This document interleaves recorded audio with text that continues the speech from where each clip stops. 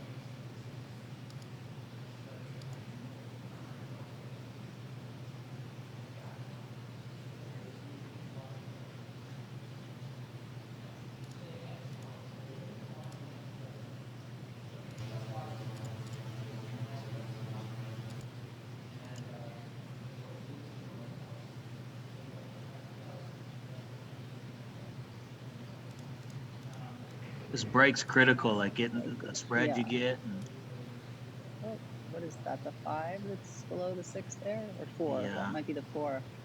That's a little funny because the 5 is up on the same rail, so you've got to get pretty straight on this 4. But it looks like he's got ball in hand on the 3, so that makes it a lot easier. You know, if the 1 and the 2 are on the table, then the shape on the 3 would be critical, but it just worked out pretty well.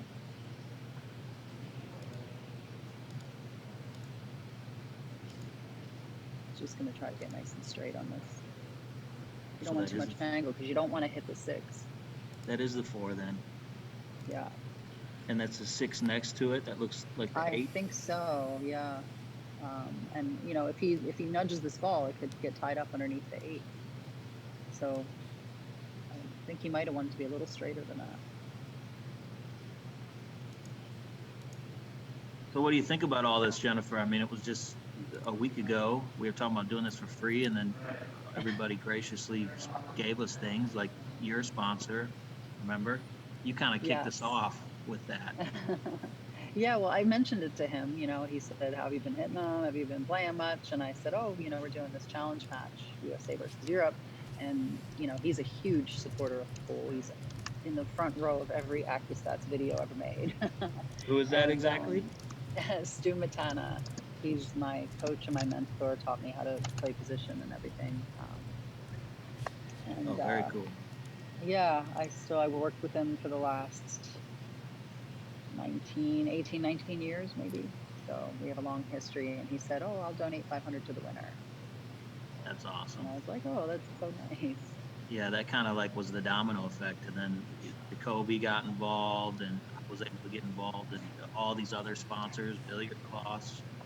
You know, I think people in the stands don't even really realize that the first day, you know, the amount of donations versus the amount of things given away was like really a tremendous, you know, if you're one to look at odds on the money, I think it's in their favor. You know what I mean? Yeah. No, everybody's been great about it. You know, I was willing to do it for free. I just love pool, and it sounded like a fun idea, but it's nice that there's something on the line. Yeah, I think we all were really signed up in the same boat, just trying to do it for free and something fun, some content during these shutdown times with sports and a reason to compete. You know, like I'm a competitor. I like to compete, and I've just been sort of languishing here. He got pretty good on the stage. I think he would have liked to have been a little bit straighter, but it looks like he navigated this rack pretty well. The key really there was not hitting that 6 ball, and he did that really well. He's straight in on the 9, though. It looks like another rack for Jim. Yep, so that makes it 1-1, and I think we're off to Neight.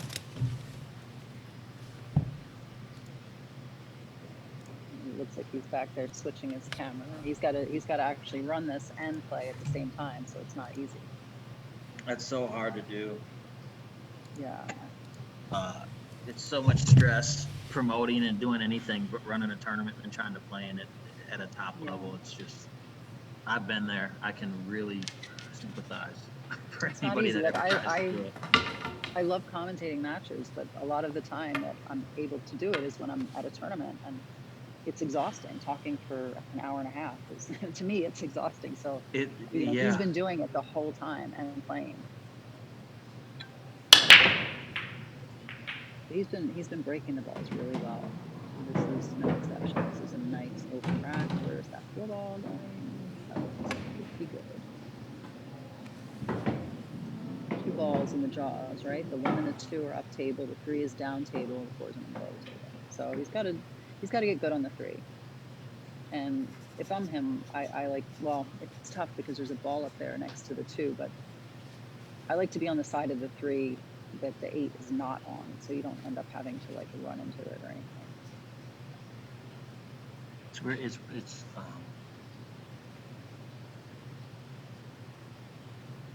It's hard for me to see the balls.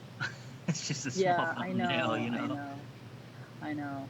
I have. So what do we have? The 8 down here on the short rail, way at the bottom, and then the 3, the 9, and the 6, the 4. Yeah, he's got a good angle here on the 2 that he can draw. Well, it looks like he's playing to the side of the 8 one, but he could also draw at 2 rails. He might be a little bit have too much angle. Yeah, so he followed 2 rails and looks pretty good. He doesn't have to worry about the 8 at all. He could just float this in and play it in the side, right?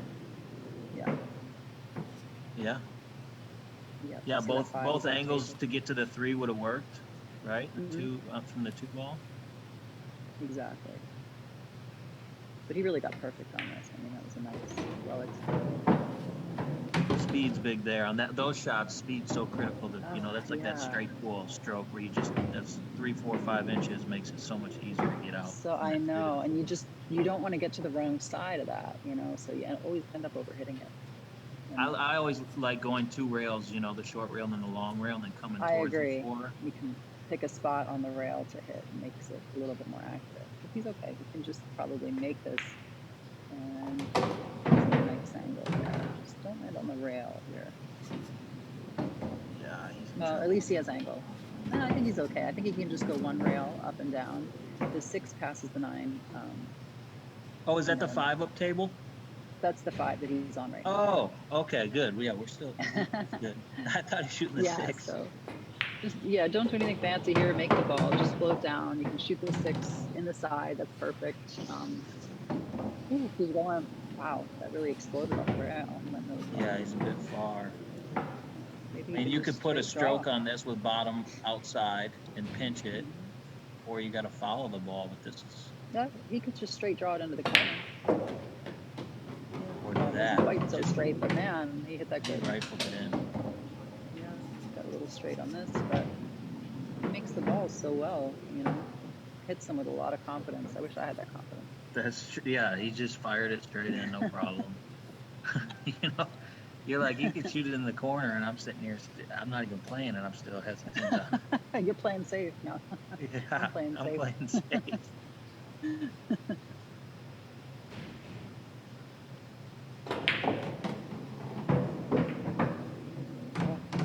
Got a nice little bump there. That could have gone wrong, but he really landed in a good spot. It's sort of 50-50. He can shoot it in the side or in the corner, whichever one he likes. Looks like he's going to the side. Oh, no. Oh, God. Yeah. That was, he landed on the 50-yard line, and I think it's right to shoot it in the corner because you have a bigger pocket. But he just undercut it a hair, and it, hung in the pocket. So. Undercut it and hit it just a little hard. If Yeah. I mean, it's the right speed if you make it, but it might have fell if it was a little softer. Yeah. Now we're gonna go over to Margaret. All right, so you're at this point now where I'm shooting right now. That was a great out too. It's unfortunate. Do you need something? He made so many tough shots and nice position play, and just that last one, he just landed, a little funny. That's all it takes in this game. Land a little funny. So Margaret's been pretty consistent with her break and her runouts and on this table. Yeah. We're kind of hoping, I guess we're biased because we're commentating, but we're also on the team that's down. But we wouldn't mind her stats going down in this rack here. I'm not expecting it. She's been playing these ghost challenges since the quarantine started, so she's in dead punch, and she's familiar with her equipment, and mechanics are perfect. So yeah, she really is playing good. To accept that she's probably going to run out. Yeah. A man can hope and dream. Yeah. It's so much of this too is about the break and the spread, you know, and a lot of it's so important. Yeah. How those balls lay. You know, not having to navigate through balls and things like that makes a big difference. But even when she does have racks like that, I mean, she gets out of them. So. But they're confidence builders too, you know, in this format. When you have your nerves going and you're not playing a lot of games in a row, when you get a couple roadmaps and you get out of them, you know, the pressure's off. So when you get that tough rack, you're focused on what you have to do instead of all the things you shouldn't be focused on, you know. Yeah, so she's got a big back cut on the 4. That was really the key shot there. She had to try to get out far enough on that 4 ball, but you know, her fundamentals are phenomenal, and you know, she's just gonna make this ball. Like she's not gonna miss it, and she's gonna get good shape. Which ball is the next ball? Is it down table? I'm actually not sure. It might be the 7 ball, which is down at this end. She might just punch to the rail and out, or it might be that might be the 6 in the side, which would be perfect. I don't know if that's the 6 or the 8. Yeah, I think that's the 6 is the next ball. She's shooting it in the side. She landed perfect. Oh no, wait. I don't know. Don't ask me. I don't even know what ball that is. Is that the 5 ball? I think it's the 5. I think she might have pocketed the 8, and it's the 5, 6, 7, 9. Or that's the 8, and she's going 5, 7, 8, 9. I think 5, 7, 8, 9. I guess we'll find. Okay, yeah, she's looking where she wants to be. So she got a little straight on this. I think she's just going to draw it back a hair, leave herself a little angle on the 8. Doesn't really matter too much where she lands on it. Just as long as you're off the rail, you can do just about everything. That's good. It's definitely nice when you're close to the ball like that too, on a ball. For sure. Yeah, she does get close to the balls, and that's a huge part of, you know, good execution is getting good position.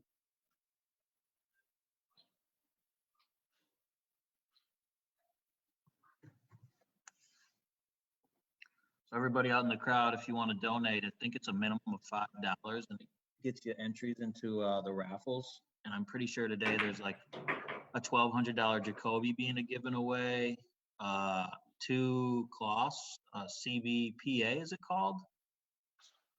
I don't know. Yeah. Do you know anything about that cloth company? I don't really know much about it, but lots of prizes. So isn't it? It's a Chinese cloth manufacturer, right? Yeah. Either way, there's going to be giveaways. So if you're enjoying the content, pull out your wallets and ship $10. Quit being stingy. That makes it 2-1, and we're going to go back to Robb. 2-1 for Team Europe.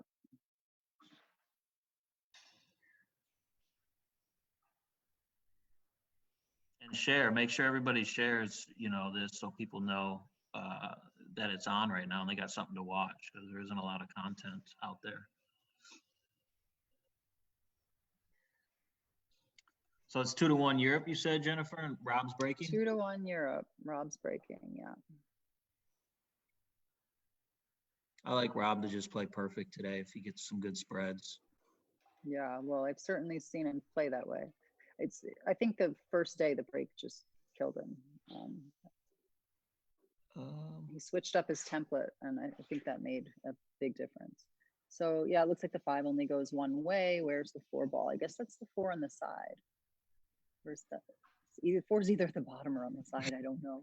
But the 3 is against the rail over here. So let's see the position he plays, and then we'll get the whole story. We'll figure it out. And then the 7's down by the 8. So yeah, so the 3, 4, 5. That's good. The 4's there. So really his big 2 shots. Right? Yeah, the big shots. The 4 to the 5 is actually tough if that's the 4 in the side. It is. He's looking at it. And I actually like going up table and sort of like going 3 rails to this 5 instead of trying to draw across. A lot of people Especially draw now that across he's on this straight in one. on the 3, he's, there's not a lot of room to get off that rail. Yeah, for sure. Let's see what he does here.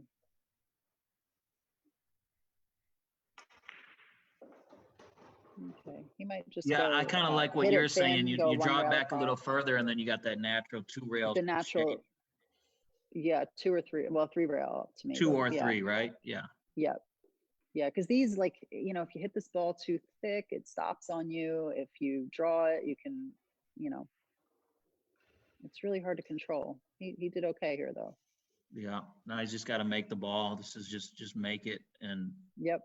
don't scratch on the side off the 9 or something Off funny the like 9, that. right? I know, that's what I was just looking at. No. Speed, you got to make it and just play speed. I know, and you have to be conscious that that 9 is, if you tick it, it might go under the 6. It might go, I don't know how much of it he's going to hit, but it could tie up one of the other balls too, So let's see what happens here. Oh, he missed it completely. Perfect. Okay. Yeah, Good he's like good. that. Now he's really just Stop shot, right? Stop shots. Yeah. Yeah. My money says he's out. Okay. No jinxing. He's got work to do. My money's usually in a good spot, Jennifer.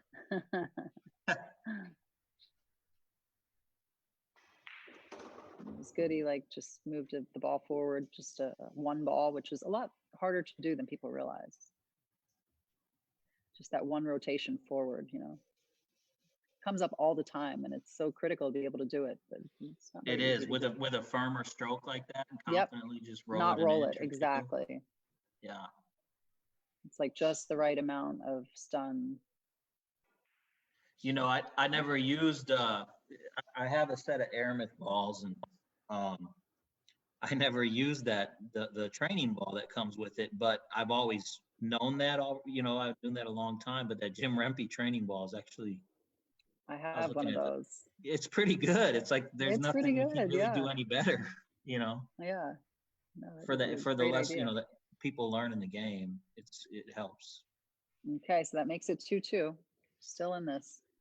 Robb's on fire. He's ready. I know he's been disappointed in his play the last couple of days, so he's not taking any chances today. That means we go back to Jim, right? Yep. Jim's up 2-2. Mm-hmm. I like that little Jeep in his corner there. My son used to have one of those. How old's your son? He's 13 now. 15? 13. 13? Yeah. Does it get easier? Some things get easier, some things get harder. But it's always something. This is a great spread. It's always something, yeah. It's never easy, I think. Even when they're out of the house, I don't think it's ever easy. So he's got a really nice spread here. 3's at the bottom. All he has to do is get on the 4. 5 to the 6 can be a little bit funny, but I'm sure he'll manage it. Yeah, making 3 balls on the break, that's huge in a spread like this. Sure is. Yeah, I'm just trying to figure out where would I want to be on this 5 ball? Would I want that back angle to come around 2 rails? Is the 4 next? 4 is up table, so he's going to go 3. And this is the 6 right there. I mean, I personally would have wanted to be either snug on the rail the same side as the 5. That's me too. I think I like that too. 2 rails because out for the 6. You really could get straight in if you flirt the other way, and the 8 and the 9 kind of stop you from making sure you got that angle. Yeah, I mean, he can have that outside angle here and draw into the rail and up, but it's a little bit across the ball, Right.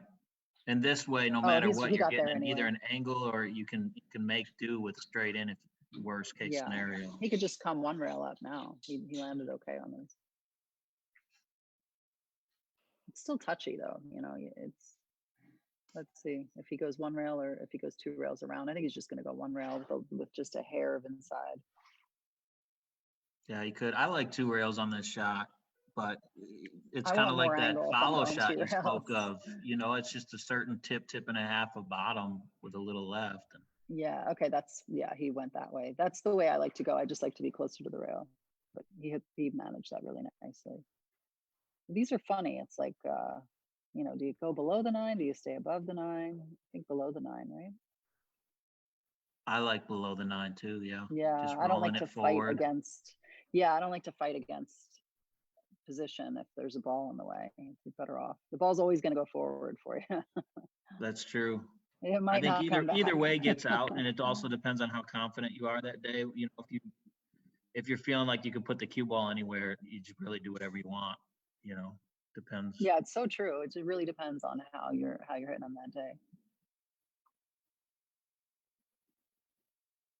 He's Yeah, torn he's between unsure. the He's thinking decision, to that's for himself, sure. like, yeah, can I draw this 5 inches or should I just roll up 3 inches? There's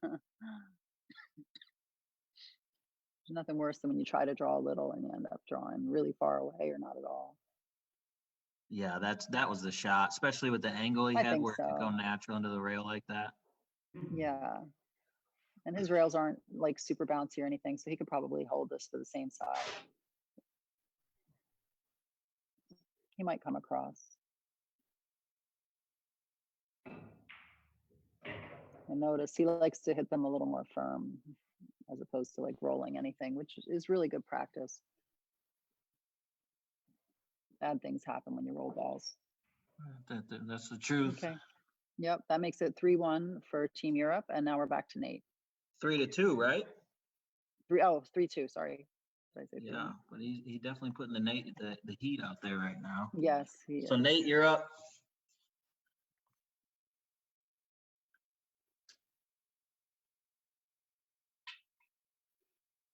Nate's firing in every ball straight in like it's nothing. So he just got to, get a nice little simple out.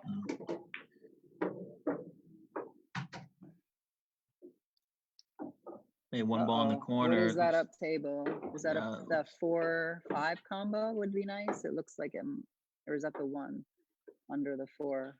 I guess we'll find out. There's a 1-9 combo there, but the Oh, is that the 1? 4 Okay, and so then maybe that's a something. 4-5. The 4 and something, maybe the 8 ball looked tied up. I can't tell if it's got a pocket or not. I think that might be the 4-5. So he's got to do the 1 to the 3, or maybe that's the 2-5. I don't know. We'll see. Let's see what happens.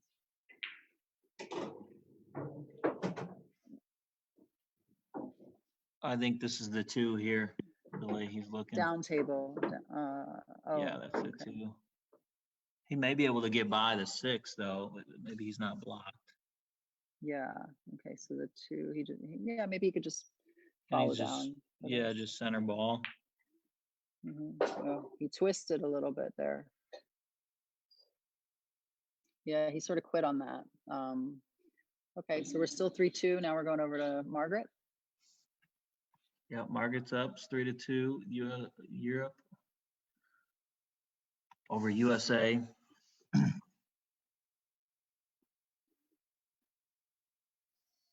What kind of table is that? Is that a gold crown 3? It looks like a gold crown.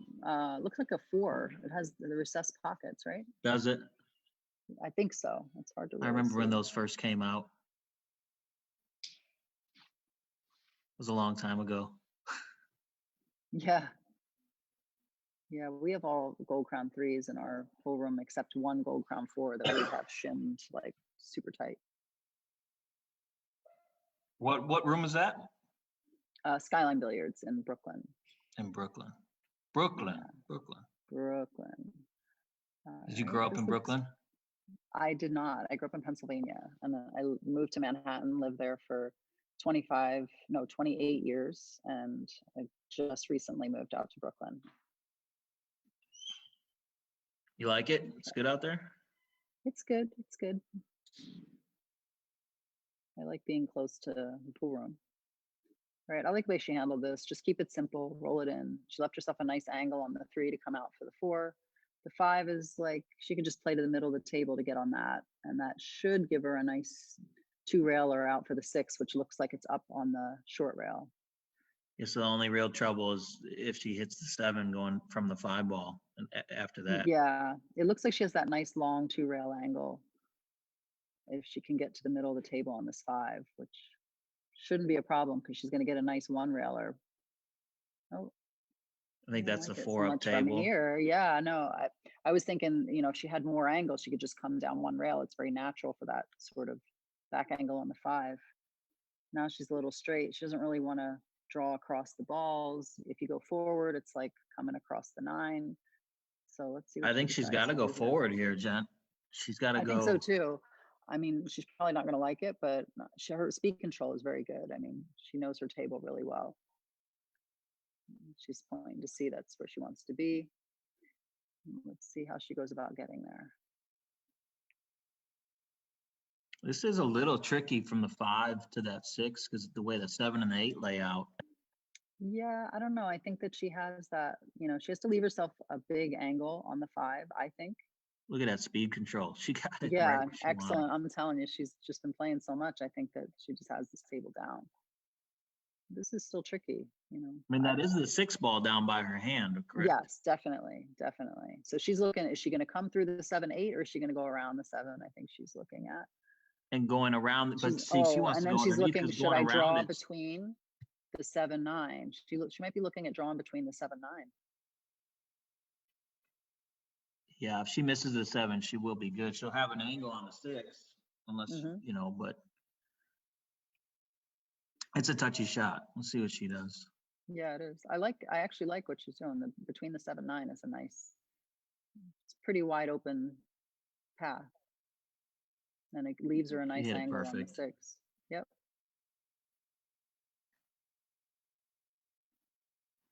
No, she just has the follow down for the 7. So what tournaments is she playing in right now? I mean, she plays in the Euro in Europe? Yeah, I believe so. But I know, I've seen her doing a lot of these ghost challenges. She played a race with April Larson, the 50. I'm not sure who won that. And then she just beat Kelly Fisher in another ghost tournament just a day or two before this. Well, those are both good players. I know Kelly can really play. Yeah, absolutely.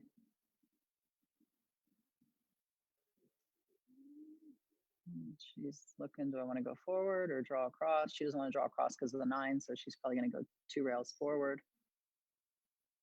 Try to land basically straight on the 8. This is tricky, these tangent angles on shots like this, where they, knowing where the cue ball is really going to come out. I almost like drawing into this 9 ball. That's what she's looking at. I think she changed her mind.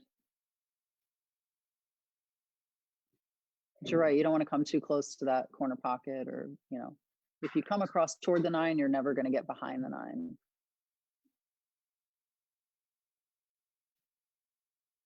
Yeah, she just took the best of it. Yeah, and if you hit that ball a little center or you hit it a little full, you end up, you could scratch. I mean, it probably wouldn't happen, but. Yeah, and this is just a 1 railer up and down, coming nice and long into the 9. And when she shoots these, which way did she go? She went 2 rails. Okay, that's fine too. But she always gets really close. Her speed control is excellent. Yeah, she just does what she wants, doesn't she? Yes, Okay, Maggie. that puts Europe on the hill. Europe. So we're 4-2. 4-2, back to Robb.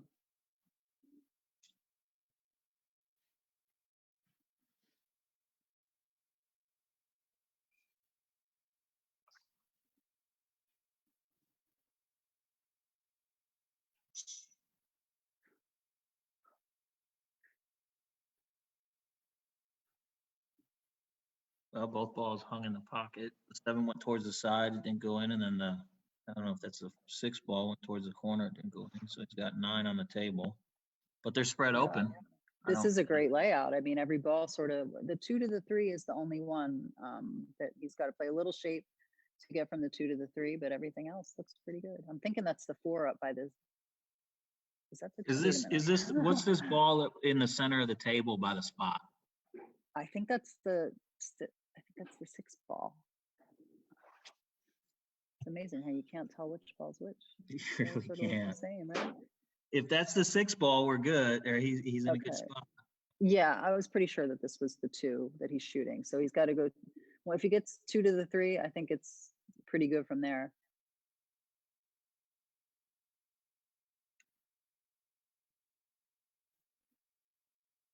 And I'm pretty sure that's the 4 up at the same end too. So 2, 3, 4. Yeah, I think he can come. If this is the 4 where I think it is. Let's just see what happens. And then I'll tell you what ball Is that it is the after 7 he ball by the shoots. spot? It might be the 7 ball up table. I don't know. Let's see.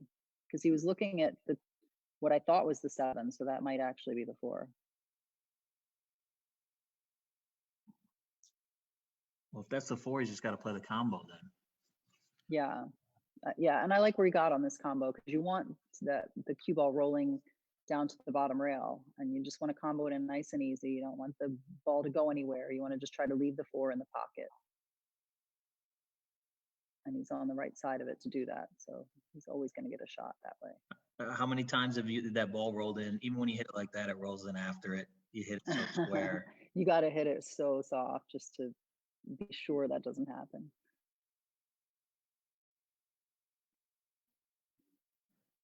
Okay, so this looks pretty good. Yeah, I guess that is the 7 up table. Just got a little straight on this 5. The only thing that's bad about getting straight like that is, you really want to be able to put a stroke on the 7 and get closer to the 8. But now he's sort of like drawing across the angle, so maybe he can't get as close as he wants, but he should still be able to manage this. Yeah, he really has to just put the cue ball back where it's at now. Where it is, exactly. If he can. Yeah. Or here he's just going to probably go back and forth a couple twice across. Yeah. And if he gets anywhere toward the middle of the table, he just has a nice 1 railer onto the 9. He went with the inside. I usually like that shot. Or do when that. It's closer to the rail. Yeah, I like that when it's closer to the rail, but when it's out from the rail, for me, it's hard. Looks like he has to follow 2 rails here. Yeah, this Lucky is a didn't little land funny. straight. He has to come with a shot here. Mm-hmm. He's on the rail. He's got a very little angle. Oh, He'll maybe probably center ball punch it, hit it hard with a little to the bottom. Yeah, to the bottom and up. Yeah, he hit that nice.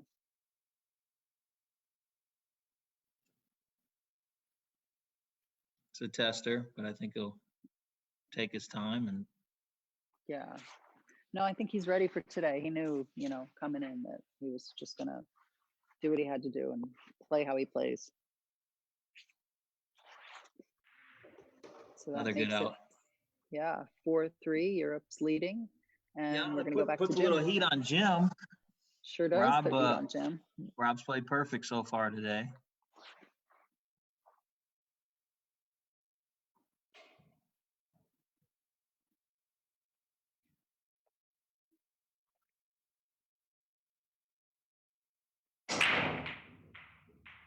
Oh, he got the balls tied up a little bit. Oh, and that little nudge got that out there, makes it makeable. I think he didn't make a ball on the break, so that makes things a little difficult. A little bit. The 3 to the 4 looks like it's going to be tough because that 4 is really close to the other balls, and the 5 is oh, look, and he blocked the camera. He's spreading them out nicely. I know, he's moving it. How convenient. No. Yeah, I think it's the 1 and the 2 up table, right? I think that's the 2 on the rail up there. Yeah, I think you're right. And then the 3's down here by the pocket. The 4's next to the 9 ball. Yeah, obviously the 3, 4, 5 is going to be the issue. 4, 4, 5, 6 maybe, but the position what do you from the 3 like? to the 4 How do you like getting on this 4 ball here, Jennifer? Stay below it, maybe. It goes in both upper pockets, I think. I don't know. I think it passes that 7. So if you play anywhere on the bottom part of the table, you'll have a shot somewhere. And you'll also be, going toward if you're going into the 6-9, you're like probably not going to get behind them because you're going toward them. So let's see what he does. I'm kind of curious. Cue ball's going towards the side. Oh. He's a little straight in on this, even though it's by the hole. Yeah. What does he do here? I don't know. I wonder if he can stop it. Does it go in the side? By the 9 in the side, on the side, yeah. Yeah, he was looking to see, does that 4 go on the side? But that's It's a small touchy. The 8 window. ball, that's a small window. Yeah, but I that's don't what I think, think he should do. He should be playing down there somewhere because it goes in both top pockets. You really don't risk getting hooked behind this, 6 or the 9 because your cue ball's, going into him in a good way. And also it could push the 6 out into a better spot to be made. yeah, I this is think it goes tough. one I way. mean, this is a Touchy. tough spot. He Yeah, hit that pretty touchy, good to get touchy. there. He did.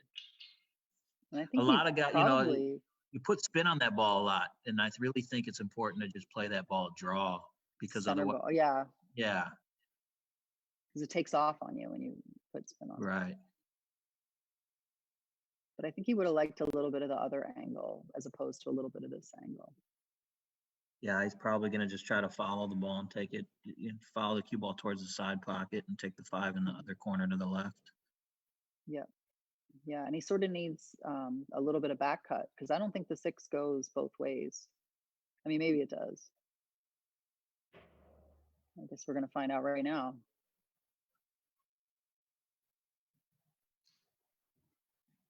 Yeah, it must go.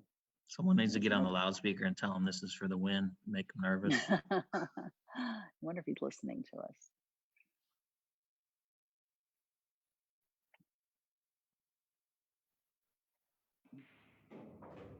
Yeah, so it must go. I think it might be a little tight this way. The other way, it looks like it's fully clear. It probably didn't go before he got in front of the camera and moved the stuff around.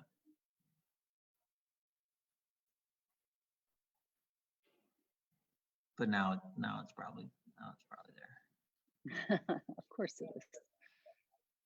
I thought it was funny. Yeah, I was like, hey, man. Yeah. Jennifer didn't think that was funny, but I at least laughed at it. Problem my sense of humor here. I'm dying.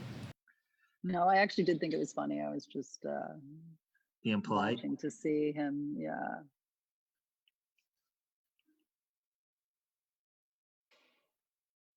And if he runs out here, I mean, this is 5 perfect racks, right? Nobody made a mistake for Team Europe. And that's how it's been going. They've really been solid and performing well. Yeah. Okay, no self-pity, Nate. Oh, okay.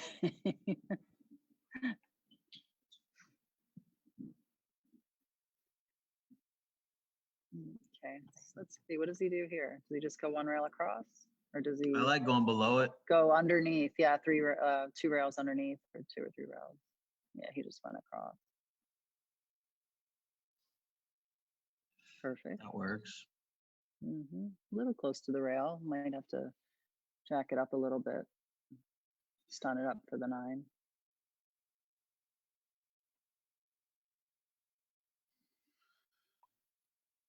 He really just stuns this up and over. And freeze on the rail. I think he should be good. Can we get a miss for Team USA one time?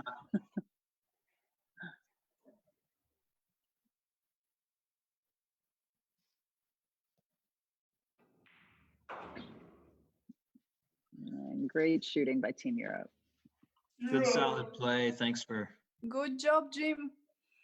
letting us watch. Good playing, Rob, Nate.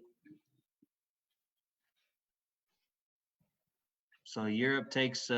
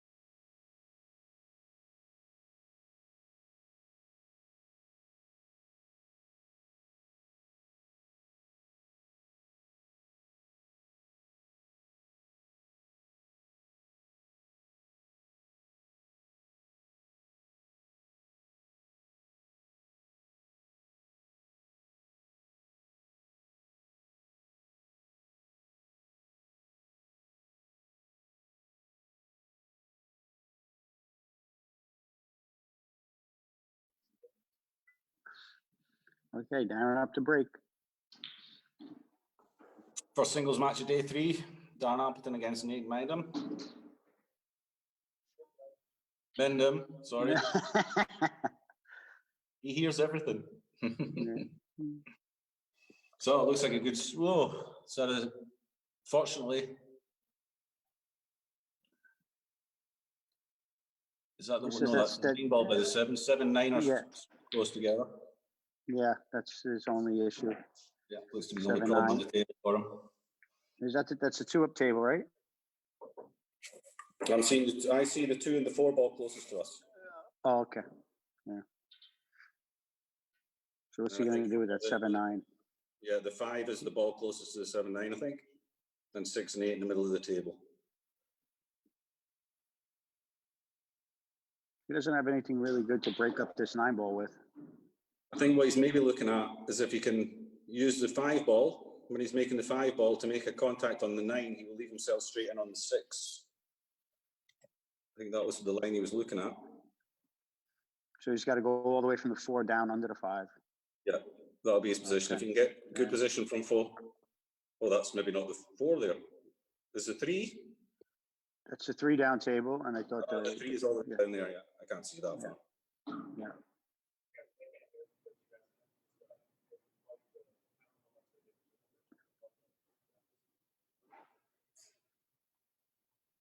Okay, so Darren's got a lot of traveling to do here. He's got to go all the way from the 3 ball back, all the way back up table to the 4, then all the way back up down towards the 5. Yeah, this is the shot. He's got to get underneath the 5-9. Yeah. Very nice. Good speed control. Okay, everybody, today's a big day of prizes again. We have a $1,200 Jacoby custom cue up for grabs. Who wouldn't want one of them? And it can be yours for the measly sum of $5. In the pinned post at the bottom of the comments, you'll see how you can donate.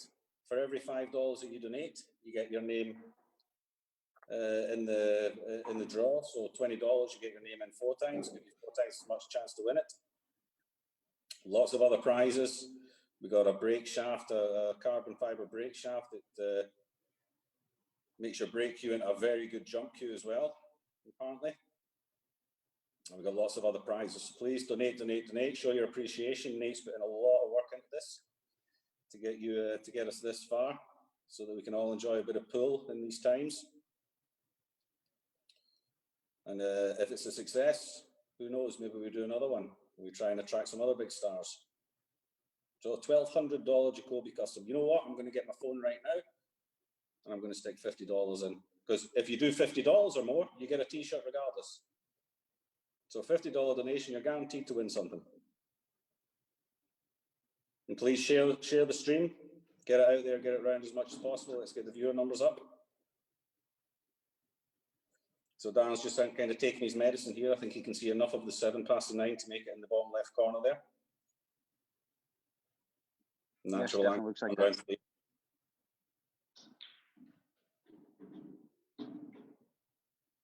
It looks tight. I guess he's got room. It looks very tight, yeah.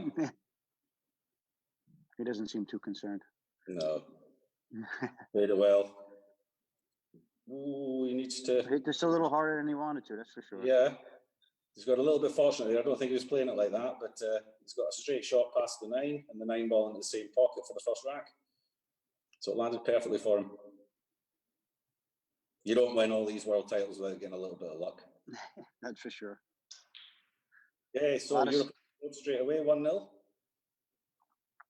Over to Neight. I was watching Neight playing in the first match while I was involved in it as well, so I was keeping my eye on the table, and he looked to be shooting good, just wasn't getting out for one reason or another.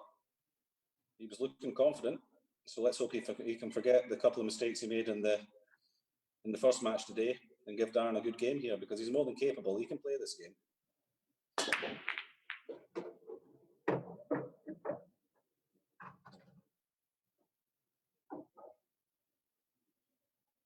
Pretty open, except for maybe, is that the 6 ball beside the 9? A little bit blocked. Yeah, and it looks like it's blocked by the 7, unless that's the 7. 3, I think. That's unfortunate for him that that's the 7 ball there, so he won't be able to clear it beforehand. Yeah.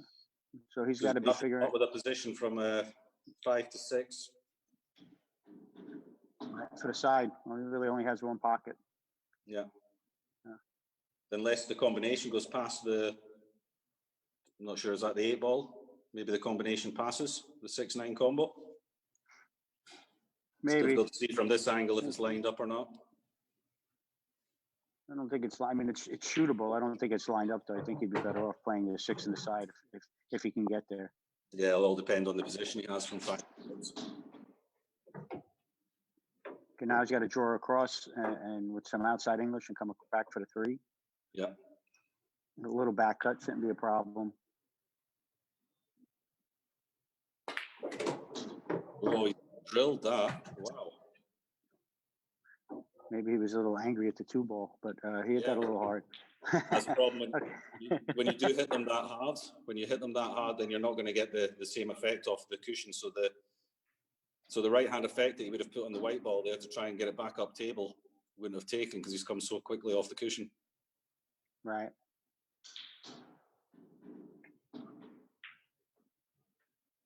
And that's unfortunate. He's missed there. So Europe with the advantage. And then 1-0 Darren will be ahead. up to break. We go back over to Darren again. In Pontefract, England. You got a nice view there. He's raised. He looks to me like he's raised his camera a little bit so as we can see So, the trophies. all the trophies. Yeah. He wanted to intimidate us today. Yeah. Oh, we all know what he's won. He doesn't need to show off. He thinks just because he's been away from the game for a couple of years that we've forgotten everything that he did. No, I haven't forgotten. I remember Darren came to New York first time I ever saw him a long time ago. And I said, who is this guy? And he just didn't miss anything. He didn't really even know the game that well at the time, but he just didn't miss anything. That was it. That was all. That's all he really needed to do. He did a lot of travel. Yep. He spent a lot of time. He went over the Philippines. He's traveled. He's done all the USA. He's done all the road trips, learning the game, learning from the best. And now he's become probably one of the most knowledgeable players in the game. Oh, without a doubt.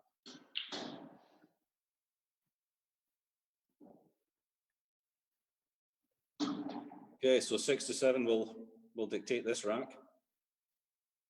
Yeah, I just think I don't know if he had 2 choices. He can draw to the long rail and come 2 rails around, or he could just go forward and take the 1 rail angle across. I think he would rather come forward and take the 1 rail, because if he comes to the short rail, he's going over he's not the tallest guy, and he'll be queuing over the top of the 9. So I think he would prefer to go forward, but I don't know if he's got the angle to do that. Okay, he's done it that way. But yeah, he definitely wanted to be that side of the 6. Exactly, yeah. He just even made it easier on himself. That was exactly. He's got even closer to the ball. It's something he says to me as well whenever we're talking. Get close to your work. Get your position. Get close into the balls, because you can do so much more with the white when you're closer to it. And he really, that's something he looks to do every shot he's playing. Get as close into the position as he can. Okay, so he's turned this into another easy one. Yeah, he makes it look too easy. And I believe, if his statistics were correct, that this is his 11th run out in a row in the match. Okay, if he says it, I believe him. Yeah, so that's 11 racks since his last miss. So that's pretty impressive. It's kind of what you expect from a player of his standard. Well done, Darren. 2-0. Back over to Neight in Wisconsin. Come on, Nate, hit him good. Yeah, come on, Nate. Put a little bit of pressure on the old guy.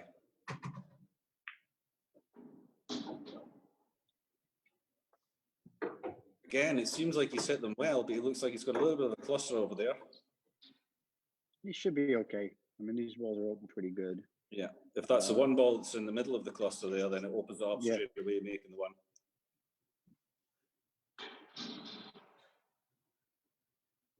Yeah.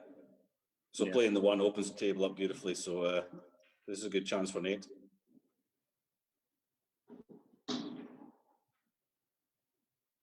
I can tell you when we were doing our warm-ups and testing the streams last week before we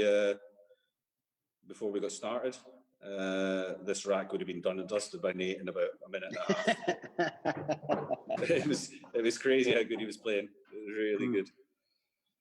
But yeah, it's tough when you're doing it, when you're doing all the work, when you're sorting the stream out, when you're making sure that the software is working right, and you're doing commentary, and then you've got to go and play. Yeah, he puts himself at a terrible disadvantage doing that. Yeah, absolutely. I mean, I felt the difference because I've been busy with Facebook and promoting stuff, and I felt the difference, but it's nowhere near compared to the amount of work that he's been doing. Yeah, even at the pool room, I have a Thursday tournament, and I had to stop running it because I wanted to play well in the tournament. So it's, once you start, it's same type of thing. You got to focus on one thing. It's impossible to. Nobody wins their own tournament. It's impossible. No. You can't. If you're running a tournament, you're never going to win it. Nice shot. Yeah, he's hit that well. He's got a good stroke on him. He gets through the ball nicely. You just got to make sure he gets on a good side of the 6 here, so he doesn't crash into the 9. The main objective. And stay off of this rail. Good shot. Okay. He's on it. A little bit of pressure on this shot now. What's he doing? No, he has. He's doing the Johnny Archie. He's a little too straight, so he's a little too straight. So clean the cue ball and then put it down on the other side of the chalk. Yeah, that's, I don't even want to hear from you, Jim. I'm sure I'm getting giant terrible. Don't even want to hear from you, Jim. We all learned that from the great American Johnny Archer. Yeah. He knows all the tricks. He's learning all the tricks. He says, Greg, they can never put it back down as straight as it was. That's what I think. Wow, how good is that? Got to come up with another one, though. I expect him to make this after that shot. That was a great shot. Yes, great shot.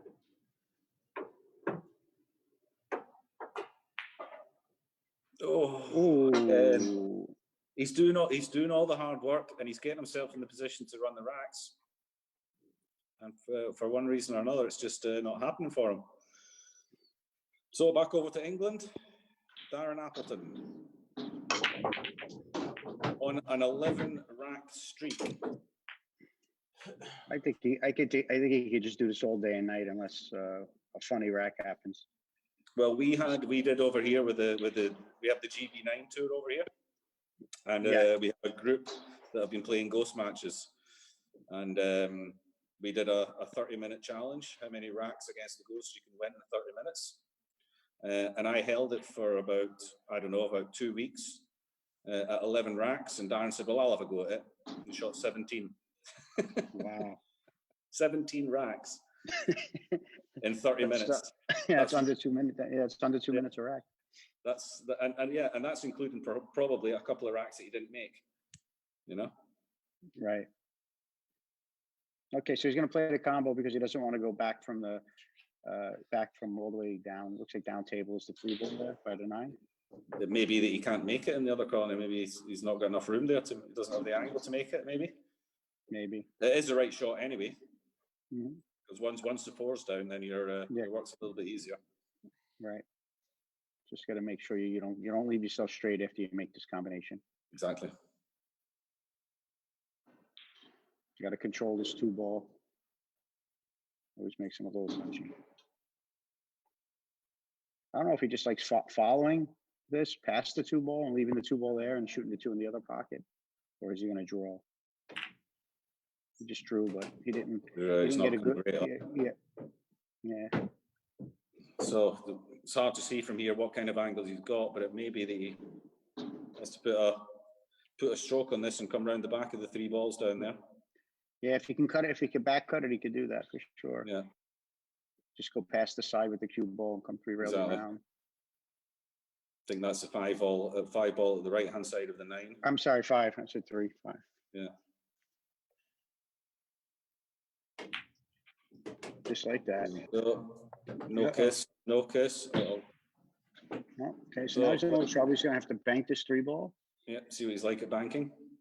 But it looks really good, the bank. It doesn't look bad. And the 6 is there if he doesn't really matter what kind of angle he has. Yeah. I'm sure he's made a few of these in his time. Yeah. He's using some type of system here. Yeah. He's got It always amazes me. It's crazy how many different systems there is. Oh yeah. Amazing. You would think one system would work for everybody, but it's wow. I like to listen to as many systems as I can because there's always a little something you can get from all of them. Okay, so this is a difficult shot because I don't think the 7 goes in the side. If it goes past the 8, then he's got some options. Yeah, you follow 2 rails towards the 7. I think if he has that angle, otherwise he can stun over. I think he has the angle into the long rail here though a little bit. Yeah. If not, if he's straight, he'll show us his Q power. Yes, exactly. But I think he can go forward 2 rails here, just like that. And he just doesn't want to. He doesn't want to hit the 8 and snooker himself. Right. Well, he's done. Okay. He's played a couple of beautiful shots here. He's had a bank shot. Now he's going to try a jump shot. Now he's going to jump it and go across and back and land perfect on the 8 to make it 12 racks in a row. Yeah, I think he just wants to run a rack to get on the highlight reel now. I think. And this is a toughie because his body, he's going to be in a funny position here. Yeah, and like I said before, he's not the tallest guy. Yeah, well, I can't say that about him because I'm not the tallest. Let's see. Yeah, having to get up on the table. Yeah, stretching. Yeah.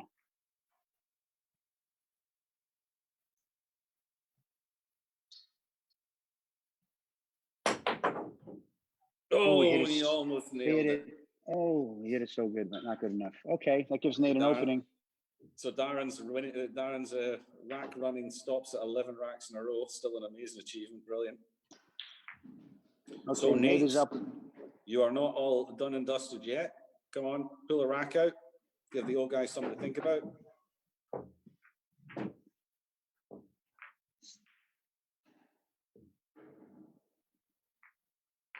Again, nothing down.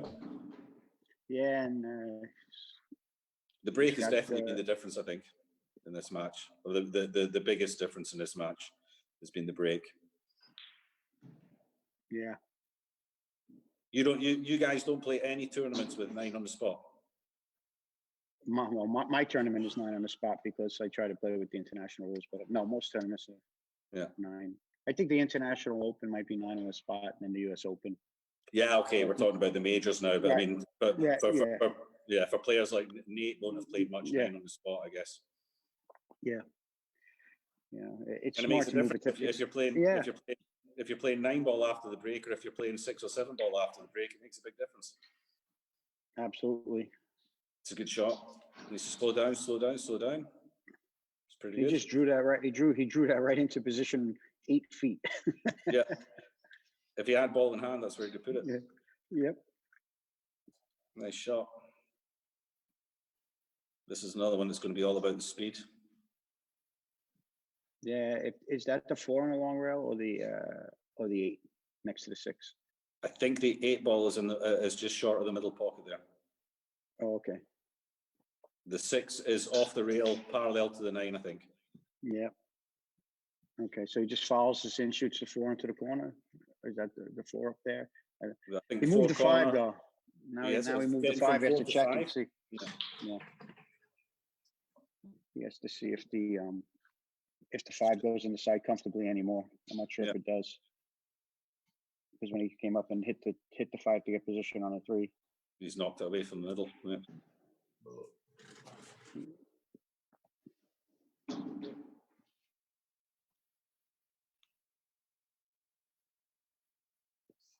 Just avoid the 90 here, I think. Yeah, he has to go to the bottom rail. He can't just roll this in soft with a lot of outside, huh? Too steep, huh? Think so. Thinking whether or not he can get into it enough to avoid the 9 on the right hand side and come via two rails. Yeah, I just said a high left English, high outside, make it go forward and come back. Oh, he's tried to roll it. That must be the 4 on the long rail here. I was going to say, are we looking at the wrong balls here? Or he doesn't like himself. So I'm thinking it's the 4s on the wrong rail here. Maybe he thought he might. Yeah. Okay. Nah, that's the 4. Yeah. Okay. That's what I figured. Yeah. So he had to really be on the other side of the 3 ball. He's hit that so hard. Has he flicked one? No. Okay, another let off for Darren, who's just opened a beer by the sound of things.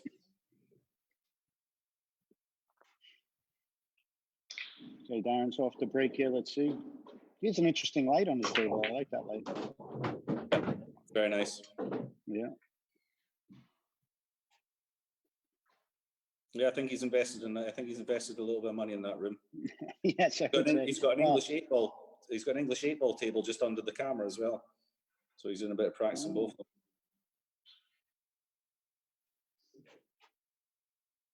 Must be nice. Good Yeah. for him. Yeah. So another good break there. 2 balls down. Yeah, he just has this. Looks like the 8-ball against the rail there, so he's just got to go 7-8, and the 9 might be in his way a little bit to get from the 7 to the 8. So he's just got a good angle on the 7. But so he's coming from the 6 to the 7. That'll be his only tricky to get the right angle to get on that 8-ball. So it isn't super easy rack. A lot of up and down, even though you're not in. Looks like That's what I'm traveling to do.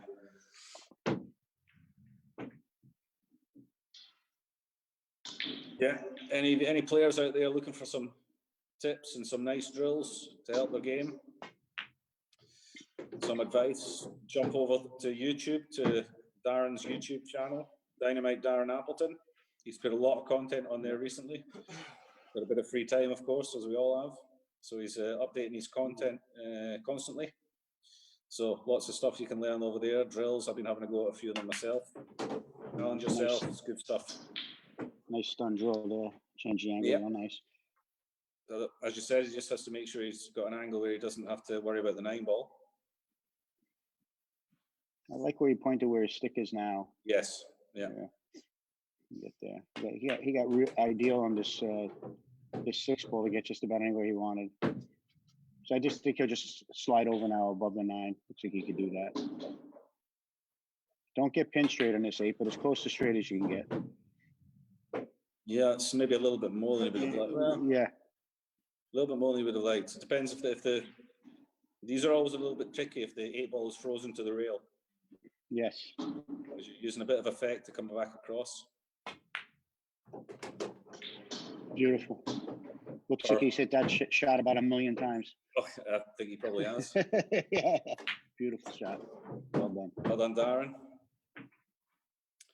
So, Europe 3-0 ahead. Neight hasn't racked his balls yet. Now he's running over to do it.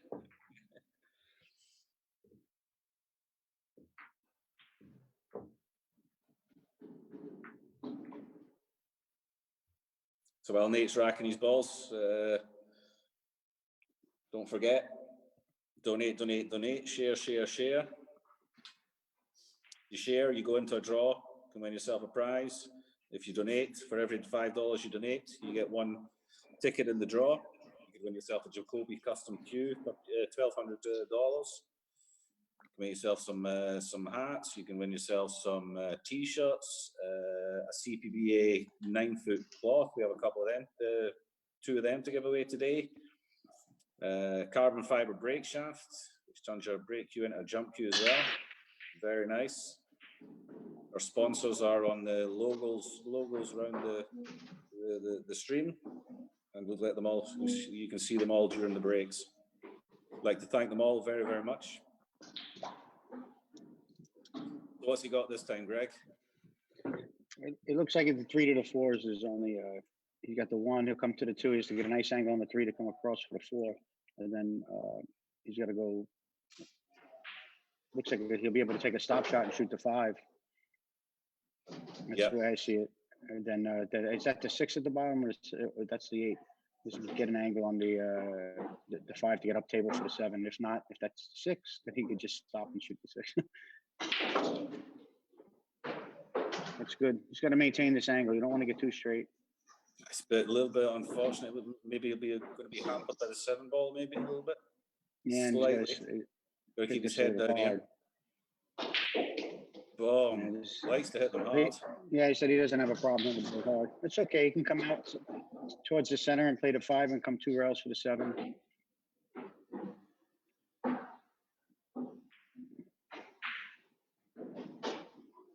Slow up, very Okay, nice. Good shot. And here, it's And that- just one shot's going to dictate it, really. Yeah. It's nice.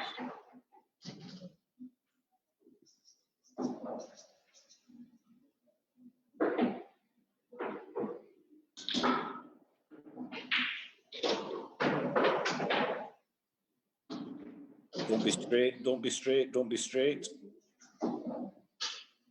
Yeah, Okay, straight's not the end of the world, but no, he just has to take his medicine, accept that he's got a shot in the middle pocket. yep.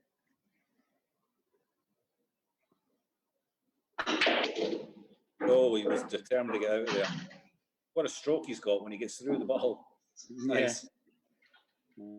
That's just you got the angry stroke going right now. He's hitting Great out. Well done, Nate. Very well. Well done. So 3-1 back over to England. Darren Appleton.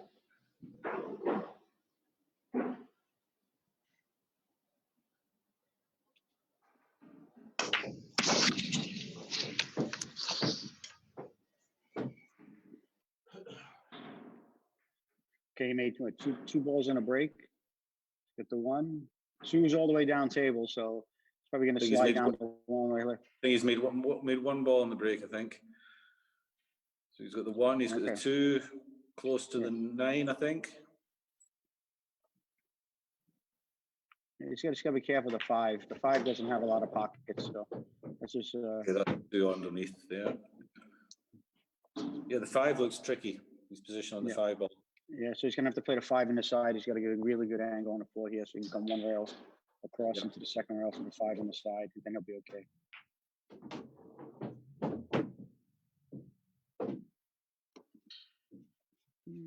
It's okay. He might have wanted a hair more angle than that, but that's okay. I think so, yeah. He's going to have to hit this. He's going to have to hit this well. He needs a Neight shot on this one. Yeah. He's got to stun it to the rail with a ton of outside here. Yeah, exactly. Going to hit this quite hard, I think. No, he hit it nice. A little short. A little bit short, yeah. Yeah. It's a bit of no man's land. I think he has a combi if he's shorter than that, and if he's a little bit longer, he's got a little pocket. Is he lining the combi?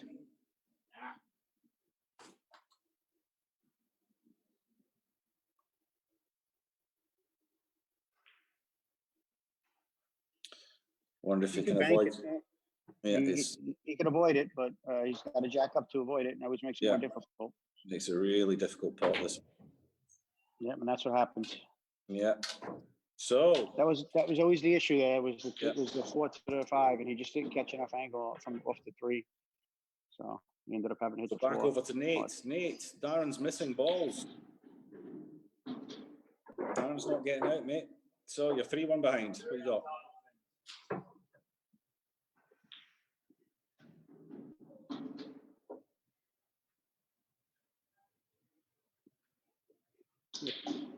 If the other guy keeps missing, 3-1 isn't impossible, right? Nope. He needs this. I mean, I'll be perfectly honest. Darren's not going to keep missing, so he needs. You've got to expect that he would need to win all the rest of his racks to have a chance. Yeah. And there's Darren. Neight up the break. Let's see.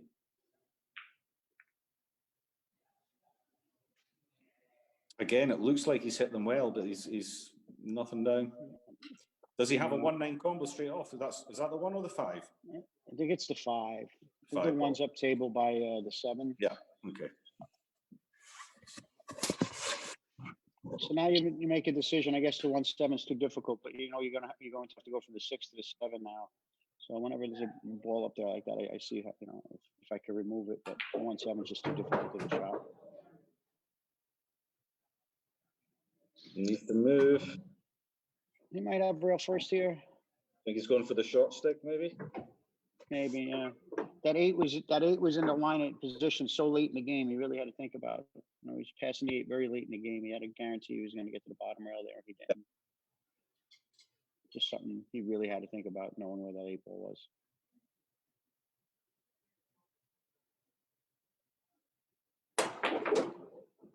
Let's see, that was, he made the jump shot, but unfortunately there wasn't much he could do with the cue ball, and it just fouled it right in the hole. It's not often that the white takes a spin and runs through like that. Right, exactly. Well, I think his concern was that he didn't jump off the table, so Yeah. he ended up jumping it a little. Okay, so back over to England, to Darren Appleton. 3-1 ahead.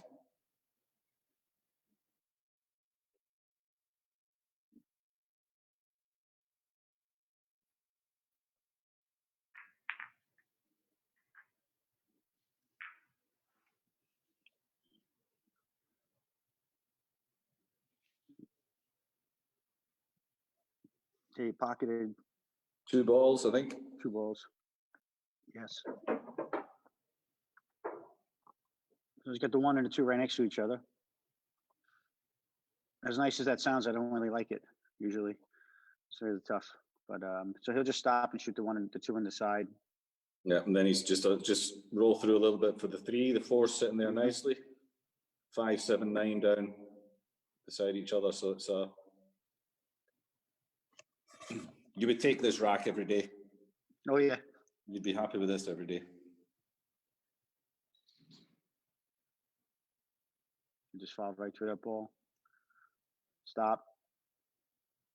Yeah, there's almost nothing he could do wrong here. No. As good as he plays. Just stop here, straight in on the 4, Yeah. pull back on the same line, and then he comes 2 cushions out for the 7 from the 5. Yep. And he's good.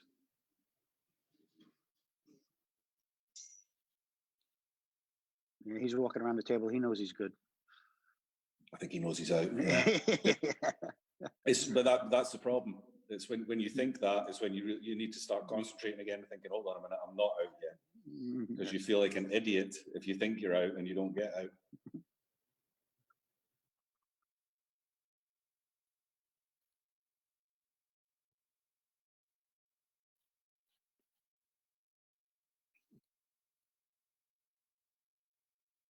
So Darren back to winning ways again. Yep. This 9 ball will put him 4-1 ahead. Even though the rack was really easy, the important part was he kept it easy. He didn't get out of line. Yes, you only need to play 1 loose shot, and you've got a tough. Yeah, you got a tough out. So we go back over to Wisconsin.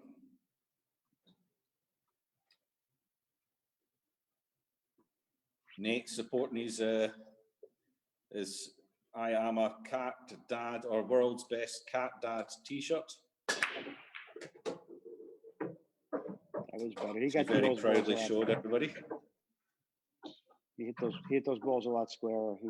Yeah, and he's hit it better, and he's got himself a cluster. He might have to shoot the 5-9. I mean, it's available. I don't know if he'll have a chance to break up this cluster. Is that the 7-8 cluster or is that a 4? This is 6 or and is that the 4. the 4 If it's ball? a 6, yeah, if it's a 4 ball, then he's got to do something. No, it's the 4 ball. I thought it was the 8 ball. Yeah. Okay. And that's the next ball after the 1? 1. What do I see? I see 1, 4, 5, 6, 7, 8. Yeah. The 4 does go in the top corner if he wants to play the 1 ball all the way down. I mean, It may keep do. all the way down. Yeah. Difficult to see here. Yeah. It may have to be the shot. Doesn't want a cannon. Oh, he's played nicely. Stay off the rail. Yeah. Now, if he makes this, he can roll up and maybe shoot that 5-9. Yeah. If you can avoid the cannon on the. Yeah. Is it the 6 or the 8? There, the 8 ball, I think it is. Oh, it's the outside ball. Yeah. Yeah. Okay. So just take your medicine and shoot this ball. Just make sure you make it. Yep. Wow, that didn't go in. That's a tough table he's on right there. He didn't hit it hard or anything. Ooh. Okay. Yeah, I thought he made it. Yeah, I thought it was gone. Yeah, I thought it was away. I didn't see it sitting there. So Neight's not getting the roll of the balls here, unfortunately. So we go back over to England again to Darren Appleton on the hill, 4-1 ahead, with a chance to close it out. 10-2 into a 10-2 lead in a race to 11. Makes the 1 ball on the side this time, which is pretty much what you want. And he made the 3, and he actually made the wing ball too. So yeah, looks like he's got the 2 by the 9. He played which opens everything. Yeah. Yeah, Who then by there'd be the nothing ninth? even close together. 3 and 4 up this side.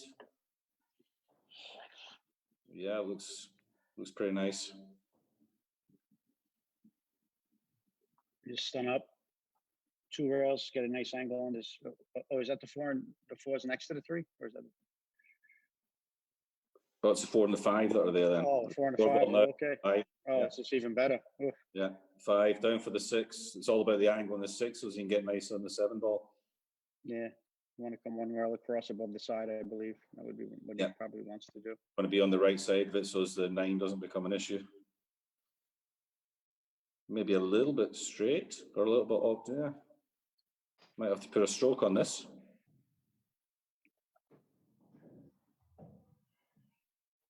Is he going to draw all the way to the top rail and down? Yeah, Just because he can, and he hit it because perfect. he's Darren Yeah. Appleton. What a shot. Looked pretty easy as well. Didn't look like he hit it. Yeah. Wow. It almost looked like he played position for it. He knows people are watching him. Yeah. Round off 3 rails. Dump. And this 9 ball for the match. Yes. And there it is. Darren Appleton with a 5-1 victory. Well done, Darren. Puts Europe up into a Well 10-2 lead. And we'll send you over now to our sponsors page. You can check out all the folk that have sponsored us. Thank you very much to them all. And we'll be back with you the next match in about 5 minutes or so. Thank you very much. Cheers, Greg. Cheers. Yes, Darren.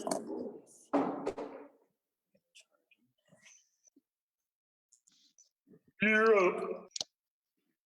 Oh yeah, baby.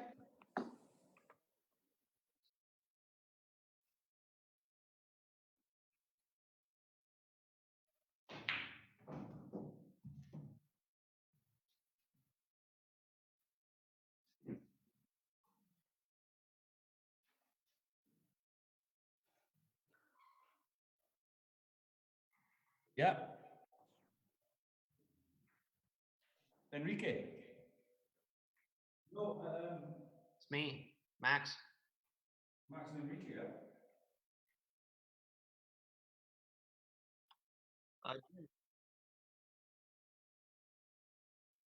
Jim, who's breaking? Come on, Max. Come on, Enrique. Let's do Latino style. Jim, who's breaking? Who wants to break? I don't know. I think, wait a minute. Nate, I thought I was up with John.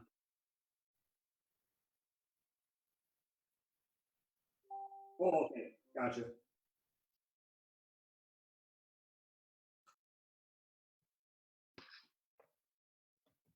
Who has the break? Enrique with the break. So I break? You have the first break, Enrique. Okay. Good luck, guys. Good luck, Enrique. Do it.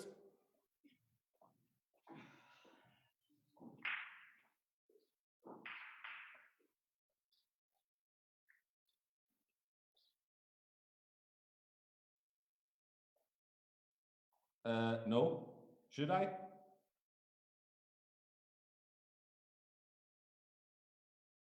Give me 3 minutes, I'll jump in with you, yeah? Oh no, you can start. Nate.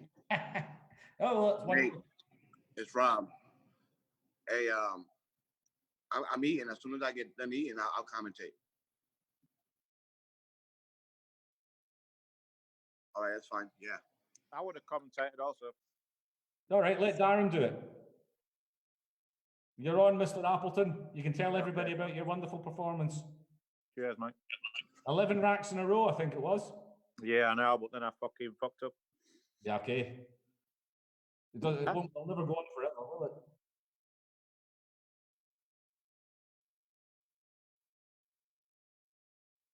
Oh, okay. He'll be gutted if he gets out.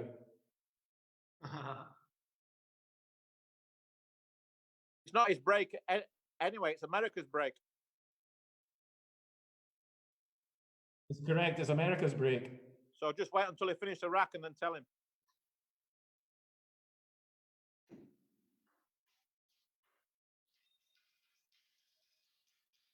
No, you better explain it to him so he doesn't get confused. He's let himself a jump shot anyway. Wait a minute, he's probably going to miss. Let's hope he's gonna miss it. There you go. Now he'll put his thing on, you can tell him. He'll be the happiest guy in the world. He's going to be delighted. Second chance. Henrique. Henrique. Henrique. All right. We are back, and Demetrius Jelatis has the first break. Whenever you're ready, Demetrius.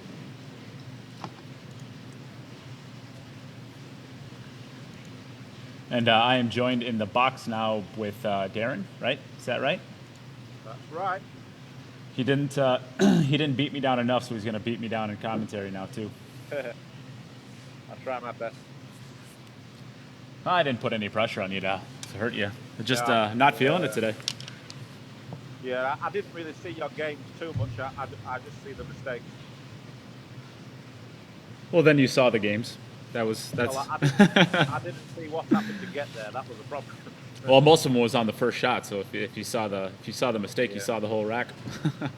Yeah, I saw you had a jump cue in your hand. You missed the 4-ball down the rail. Missed another ball, the 5-ball, I think, down the rail. After you made a good shot, the shot before you made a good shot. Yeah, just not feeling it today. The arm was tight. Couldn't clear my head. Yeah, I understand. It's not easy when you're against the break as well, and I run the first 3 racks, so obviously that makes it even tougher, you know what I mean?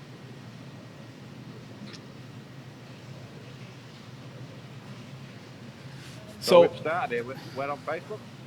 Yeah, I think so. Must have lagged behind a bit. Are you looking at Facebook, or are you looking at... I'm looking at the Demetrius rack, but it hasn't come onto my Facebook yet, the actual picture. Oh, well, you gotta look at the Zoom to be able to... Yep. So I don't know how much the people previously had plugged this, but I see a question in the comments. So the raffles begin again each day. So if you donated on day 1 and 2 and you won a prize, those entries do not go over to day 3. So day 3 starts anew with all of the donations. And we decided to do it this way because we figured if you donated every single day, there's going to be fewer entries than if we waited to the entire 4-day process. Because then you really do have a really tiny chance of winning any prizes. So we figured we had a bunch of prizes. Let's put them after every single day, and then you can donate on the days that you wanted to win those prizes. So that's why we did that. And as well, I guess I'll give the plug, finish this out. $5, any donation to the pinned comment, $5 gets you 1 entry, 10 gets you 2, and so forth. And the money is all going to the players. So I'm bringing in the players to put this event on for you guys. And Darren Appleton, he's here. He's got a lot better things to do than play pool on this stream. So I wanted to get him a little bit of money for taking his time, about 20 to 25 hours out of his day. And that's just the 4 days of the event. So, we've had a bunch of work that went into before this and a lot of testing and all that stuff. This actually turned into a pretty big production.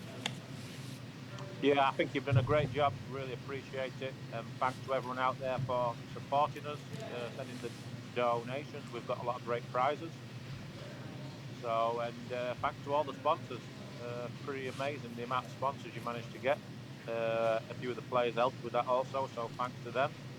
So go and check out the sponsors pages also, because obviously we're going through very tough times right now, and they need all the support they can get. So if you see any products you like on their website, go and buy it. So I think there was an ad covering on most of the screen. That did not actually show up. That doesn't show up on my screen, so I don't know how that was there. I clicked the button to get rid of it, although it was never there to begin with. So people in the comments, can you let me know if you still see it? I don't see it on my end, so I'm not really sure if it's there. Can people in the comment section let me know if there is a ad covering the screen? It's not covering mine. I don't see it covering mine as well, but I had heard somebody reach out to me and said that there was an ad covering it, so I'm not sure what that is. Yeah, and I don't know if you put the scores to 0-0. Yep, I just did that too. Well done, pal. Yeah. You're flying. I just did. I literally had just pressed the button to do that. We've got Henrique and Max Corso against Demet and Jelatis. Jelatis has been very solid in this event. He has. He's been him and Jennifer have been like kind of the lone bright spots for the U.S. Yeah, I'd probably say what I've seen. I think Jennifer's been good in patches, but Jelatis has been very consistent, very solid. And he is a very, very strong player. Yeah, like I said many times, he just takes what the table gives him, keeps it very simple. His pre-shot is really good. He takes his time. He steps into the shot. He doesn't rush anything. So, and he hits the ball solid. So he isn't going to make any real bad mistakes, or very rarely. So when the tables are open like this, I fully expect him to get out. So he's a good guy to have on your side. He would have liked a little bit more draw on that ball there, but he's okay. Yeah, it's just you got to. Yeah, it just means you just got to settle for a tougher 9 ball. But yeah, it should be okay. Just play this way. Just don't baby it. Yeah. Yeah, I'm seeing some people saying screen is fine, and I'm seeing some people say that it was there and it's not gone anymore. So I have no idea. It seems like some people are seeing it and some people weren't seeing it. So I must have been one of the people. We both must have been one of the people that weren't seeing it.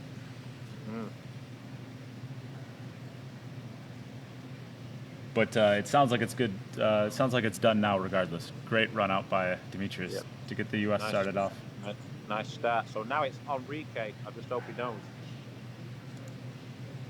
Henrique, you're up.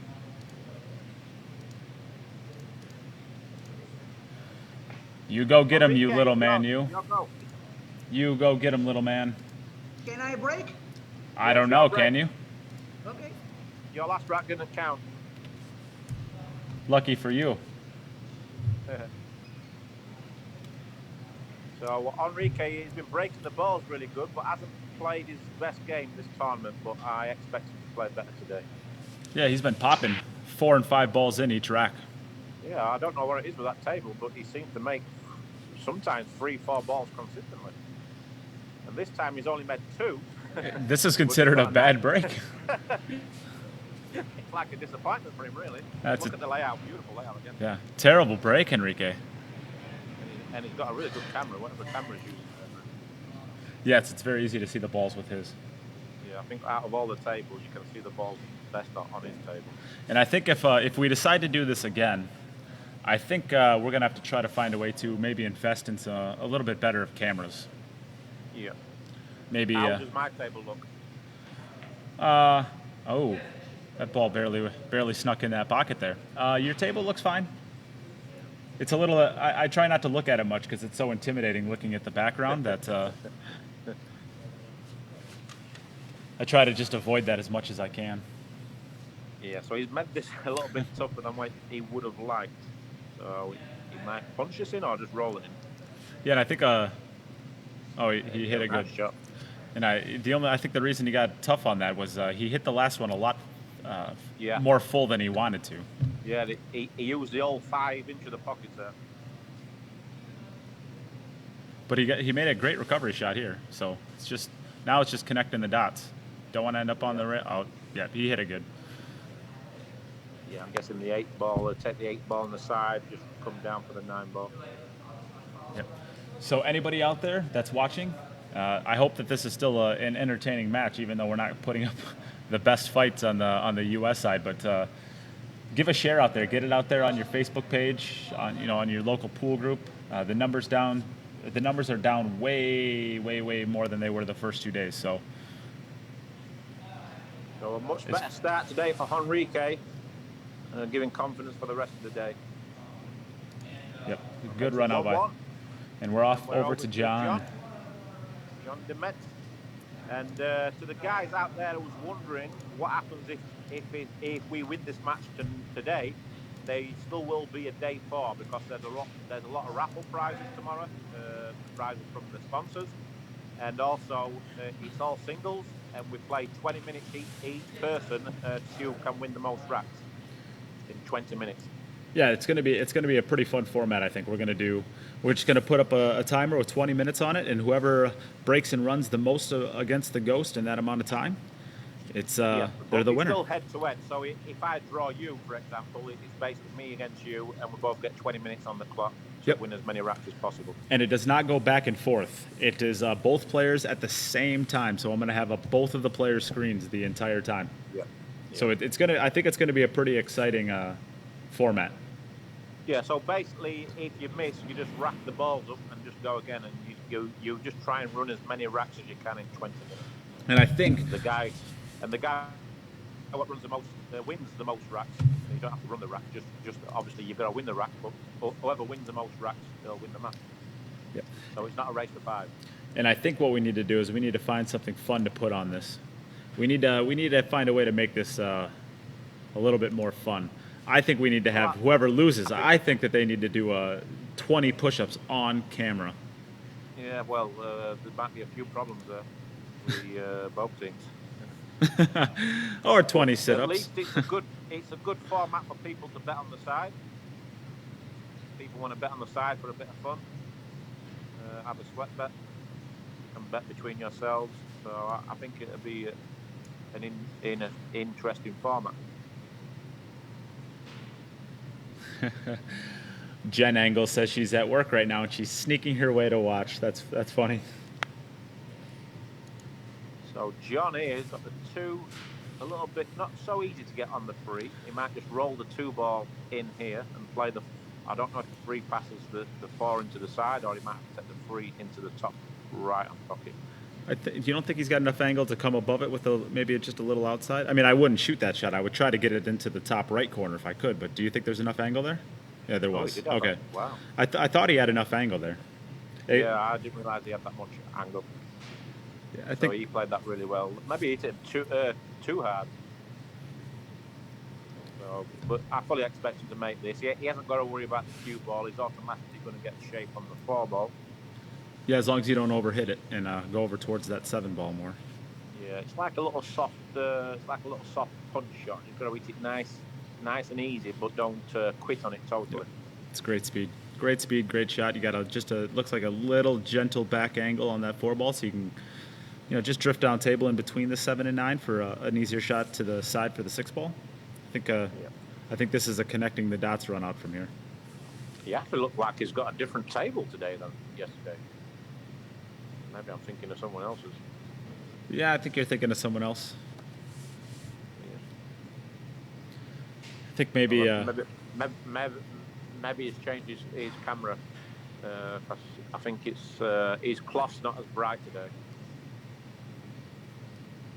It could be he played later in the day yesterday too, and he may have played late enough in the day that some of that natural sunlight coming in through those windows maybe changed the. You're not as daft as you look. No, I am. I just somebody next to me made that suggestion. I just conveyed it. Oh, so everybody out there, I won't make Darren do this. Everybody out there that's listening right now, if you have a YouTube account, get over to YouTube and subscribe to Darren Appleton's YouTube account. Darren, what is that? My YouTube account is Great White 76. The reason why I got Great White 76 because when I spent a lot of time in the Philippines, my nickname was the Great White because I was gambling every day, everything else, and so they nicknamed me the Great White. Yes. So if you go to my YouTube page, Great White 76, a lot of cue tips on there and drills for all levels. Definitely. There's a lot of good information over there. So drills, tips. And, I'll be updating stuff like maybe 2-3 times a week. I have like a manager taking care of all that, and she's doing a really good job. So, and I'd like to say a big shout out to my friend who I know is watching the stream tonight, Chris Patient from the UK. who runs Pigeon Pull Promotions, and he had a bit of a rough couple of days. So I just want to say to him that I'm really happy that he's back with us. A really good guy. He does a lot for pull in the UK. And both teams are looking good here, Nate. Yeah, Your absolutely. guys come out strong. That's a little bit of a mistake by John there by getting frozen to the rail or real close to the rail, but I don't suspect it's going to hinder the shot. But he actually, on day one, he actually did miss a shot just like this, actually. Yeah, and I missed exactly the same shot in the very first rack of the team, man. So it's definitely missable. If you don't put a good stroke on it, you will miss it. Well, I expect him to make this. Yep, he's taken just a little extra time with it. Just stood up. I like that he did that. Yep. Great Nice. shot. Nice stroke. Great shot. Put it right into the back of the pocket. So we are back over to Max now. Max Corso, 2-1 to the Americans. We're on serve. Over to Max. He's been a little bit inconsistent as Max. He's played some good stuff and some bad stuff, and not. Sometimes he's broke the ball good, and sometimes he's like had bad layouts after the break. Yeah, that's what I was thinking too. And I was watching him play the last few days. I thought his play was fine. I didn't see him miss too many shots that I felt he should have made. He kind of goes as far as his break has been taking him. Yeah, he's like missed a couple, but his mistakes have been more like snoopering himself. And for some reason, when he's breaking, his balls are not really spreading out good. They all seem to go in clusters. So I don't know if the template he's using is no good, or he's just maybe hitting the break too thin. Yeah, I can relate to that. I feel like I haven't hit a break good since day one. I think you hit them hard. I just think you're a bit unlucky a few times, haven't we, how they come out. But it is where it is, isn't it? That's pull. Sometimes they come out good, sometimes they don't. That is no wiser words ever spoken. Yeah, but you still fancy yourself with ball in hand. Even if you got a ball tied up, you have an opportunity to break it open. So I'm pretty sure that once this is over, if you got the same layouts again, you'd back yourself to win against the Ghost. Yeah, and this format, it doesn't seem like it should be tough, but it's tricky. It's kind of goofy. Yeah, I mean, I've played decent, but I've still made like 2 or 3 mistakes, and I'm just thinking, how have I managed to make that mistake? You know what I mean? It's just stupid, really. But that's pull. I mean, it's easy to make a mistake. Yeah, your 8-ball, your jump shot on your over your 8-ball in the last rack. You had made a couple mistakes in that rack that I was watching that I would not expect you to make, and you made a phenomenal bank shot to keep yourself in line, but the jump shot just you barely missed. But that's kind of the format of this. Yeah, I didn't mind that rack. I was more disappointed with the next rack. I can't remember what I did.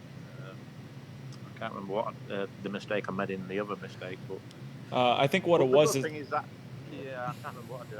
I think it was some up with a 4-ball. It was the 4-ball that you tried to get back far enough, and you just left it about 6 inches short, and then I think you missed the 5-ball to the side pocket. I'll have to took a shot because the problem there is that I was frightened of kissing the 8-ball also, but if I just roll it in, I'm going to scratch. So I had to really dig into it more than I wanted to do because the natural angle of the short rail and the side rail would have been kissing the 8-ball. So I had to really jack up on that shot. And obviously, when you're frozen to the rail and it's a thin cut, it's a tough shot. But that was more like the bad shot on the 4 to the 5-ball line. Yeah. And Max is playing this rack perfectly. Besides that, I played pretty solid. So. Yeah. And both teams here have come out really strong. Yeah, they both seem ready to go. Yeah, and they're both negotiating the problems pretty well, and their cue balls are better today also. So it'd be nice to have a match really where it goes hill with no mistakes, and then see who can get over the line or whether they can or can't. All right, it's 2-2. Hold and serve. Europe. Yeah, this is going to go. So yeah, 2-2, and we're back to Demetrius. And USA need this point to stay in the whole tournament, really. Obviously, we're going to finish tomorrow because it's going to be a really fun day. But this will give Europe the title, the first ever Cue It Up Cup. Do you think you'll make this an annual event, Nate? I think we might play it again in a couple weeks if we can find some players. I think this is a lot of fun. I'm not going to be playing in it though. This is way too stressful to play and shoot. And real quick, let me jump in. I'll get back to that question, but I want to show off this Jacoby that we're going to be raffling off. This is a $1,200 custom Jacoby. The blue in it is fantastically beautiful. That is actually turquoise. So this is the cue that we'll be raffling off tomorrow morning at about a half hour before we go live. So make sure if you have not yet gotten over to the PayPal or whatever your preferred way of doing it and making a donation, you're going to want to do that for this cue. It's absolutely gorgeous. So we'll go back to the game now. And look at that wrap. Oh, what a wrap! Awesome. He shattered it, right? That's one of the best wraps in the game. Yes, this looks like Henrique. This looks like Henrique hit him. Yep. Yeah, this is a great break from Demet, and wide open table again. And we've said it many times, when the balls are open like this, you're very surprised if he doesn't get out. Definitely.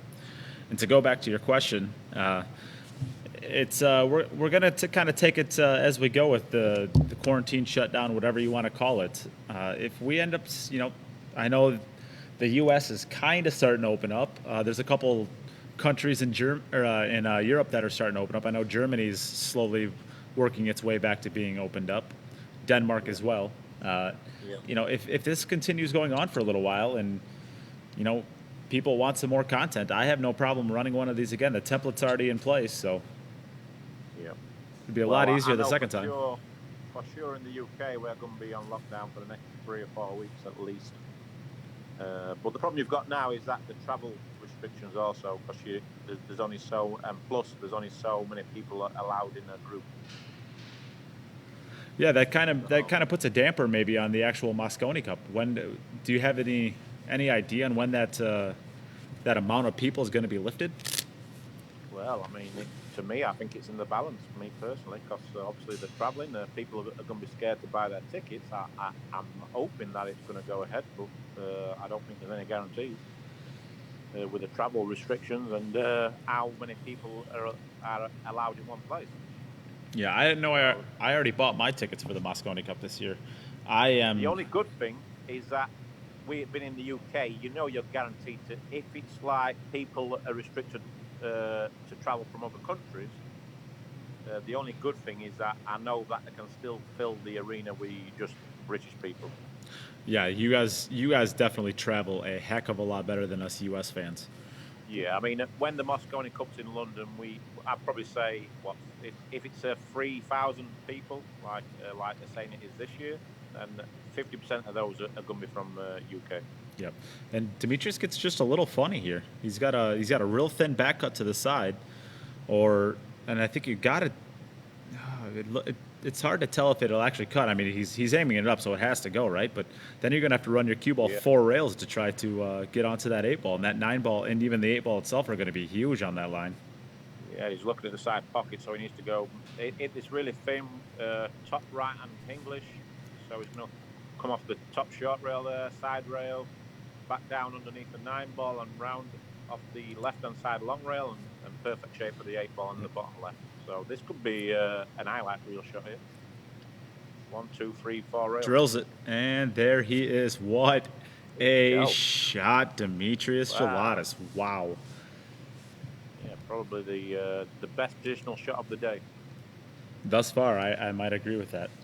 And we should give a plug to Demetrius. He's actually doing pool boot camps out of his home right here. So this is actually where he does his pool boot camps. If you want to play like Demetrius, he has boot camps available for 3 days. You basically, it's like a Camp Scout, getaway when you're a 7-year-old. You go to camp for the weekend and all you do is fun activities. You go to Demetrius's for 3 days. You live in his home and you play pool 12 to 16 hours a day. And all you do is you're just immersed in pool and you learn a lot. I mean, he just basically teaches you everything that he knows, which is, it's a really, really good setup as he makes a phenomenal run out. So that's good. And this is a great match so far. Yes. No mistake. Back to Henrique. Henrique. So of course, if Demetrius's boot camp is of interest, you could always find more information at mnpoolbootcamp.com. And he's also a co-host on my podcast. I am not a streamer; I am a podcaster. And Darren, I got to get you on my podcast now that I've made you play for me in this event. Maybe I can make you come onto my podcast too. Yeah, it's about time you got someone pretty good on there. Well, I don't know. I had crappy Carl the other day. I'm only joking. I had a couple. Emily's been on the podcast. Well, maybe 6 or 7 times now. Emily's. Oh wow. Yeah, Emily's so great. Yeah, Emily's been on the podcast about 6 times.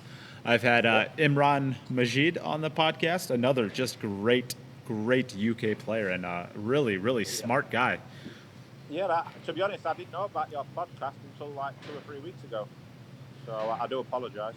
Oh, we've been doing it for about a year now, and yeah, I cannot believe I've missed it. Really, we're getting out there. On Facebook. Very easy to miss it. Yeah. But I did see the one with April, Jennifer, and then I listened back to the one with Cowboy. Yep. And I've had a lot of. So fun fact, I actually got to be the first person to interview John Schmidt after he ran 6:26. He gave me the opportunity to interview him first. That was pretty fun. Yeah. Oh, Henrique. Henrique misses it. Oh, he's missed. Yeah, he missed the 5-ball down the rail. That's and it just started to look break. really good as well. It looked like he got his game really on point, and then he won't be happy, and that gives USA a big advantage now. All right, we're over to John now. It's I mean, it might not have mattered anyways with how the players are playing this match thus far. Even if he does run out there, it doesn't seem like anybody else is going to be missing. So the U.S. is holding serve, but now that gives a real good cushion for the U.S. Yep, and that's what happens if you put the pressure on. Someone's going to crack eventually. Yep. So John's got the break sorted out here as well. Yeah, this looks like a great spread. Not a lot of no trouble at all. The balls are all close to each other. It's you would hope on a 9-ball rack that even if you only make 1 ball, like you did, that you can see the 1 ball is kind of next to the 2 ball, and that's kind of next to the 3 ball, which is next to the 4 ball. You don't have to travel back and forth across the table a bunch of times. That's really where this game is won and lost, especially with the Ghost, because you can't make any mistakes as far as. Would you play the shot, or would you play? I think I would play it into the corner where he's at and just kind of drift up for the 2 in the right corner. But yeah, I think he's okay. Obviously, this is easier to get perfect on the 2 ball. Yes, so that's probably the right shot. Yeah. The ball in hand. Yeah, that's not a bad shot. My way was hitting into a smaller window. It's probably better this way. So, Darren, you've had a stupid amount of accomplishments throughout your career. What do you think was the biggest accomplishment that you've had?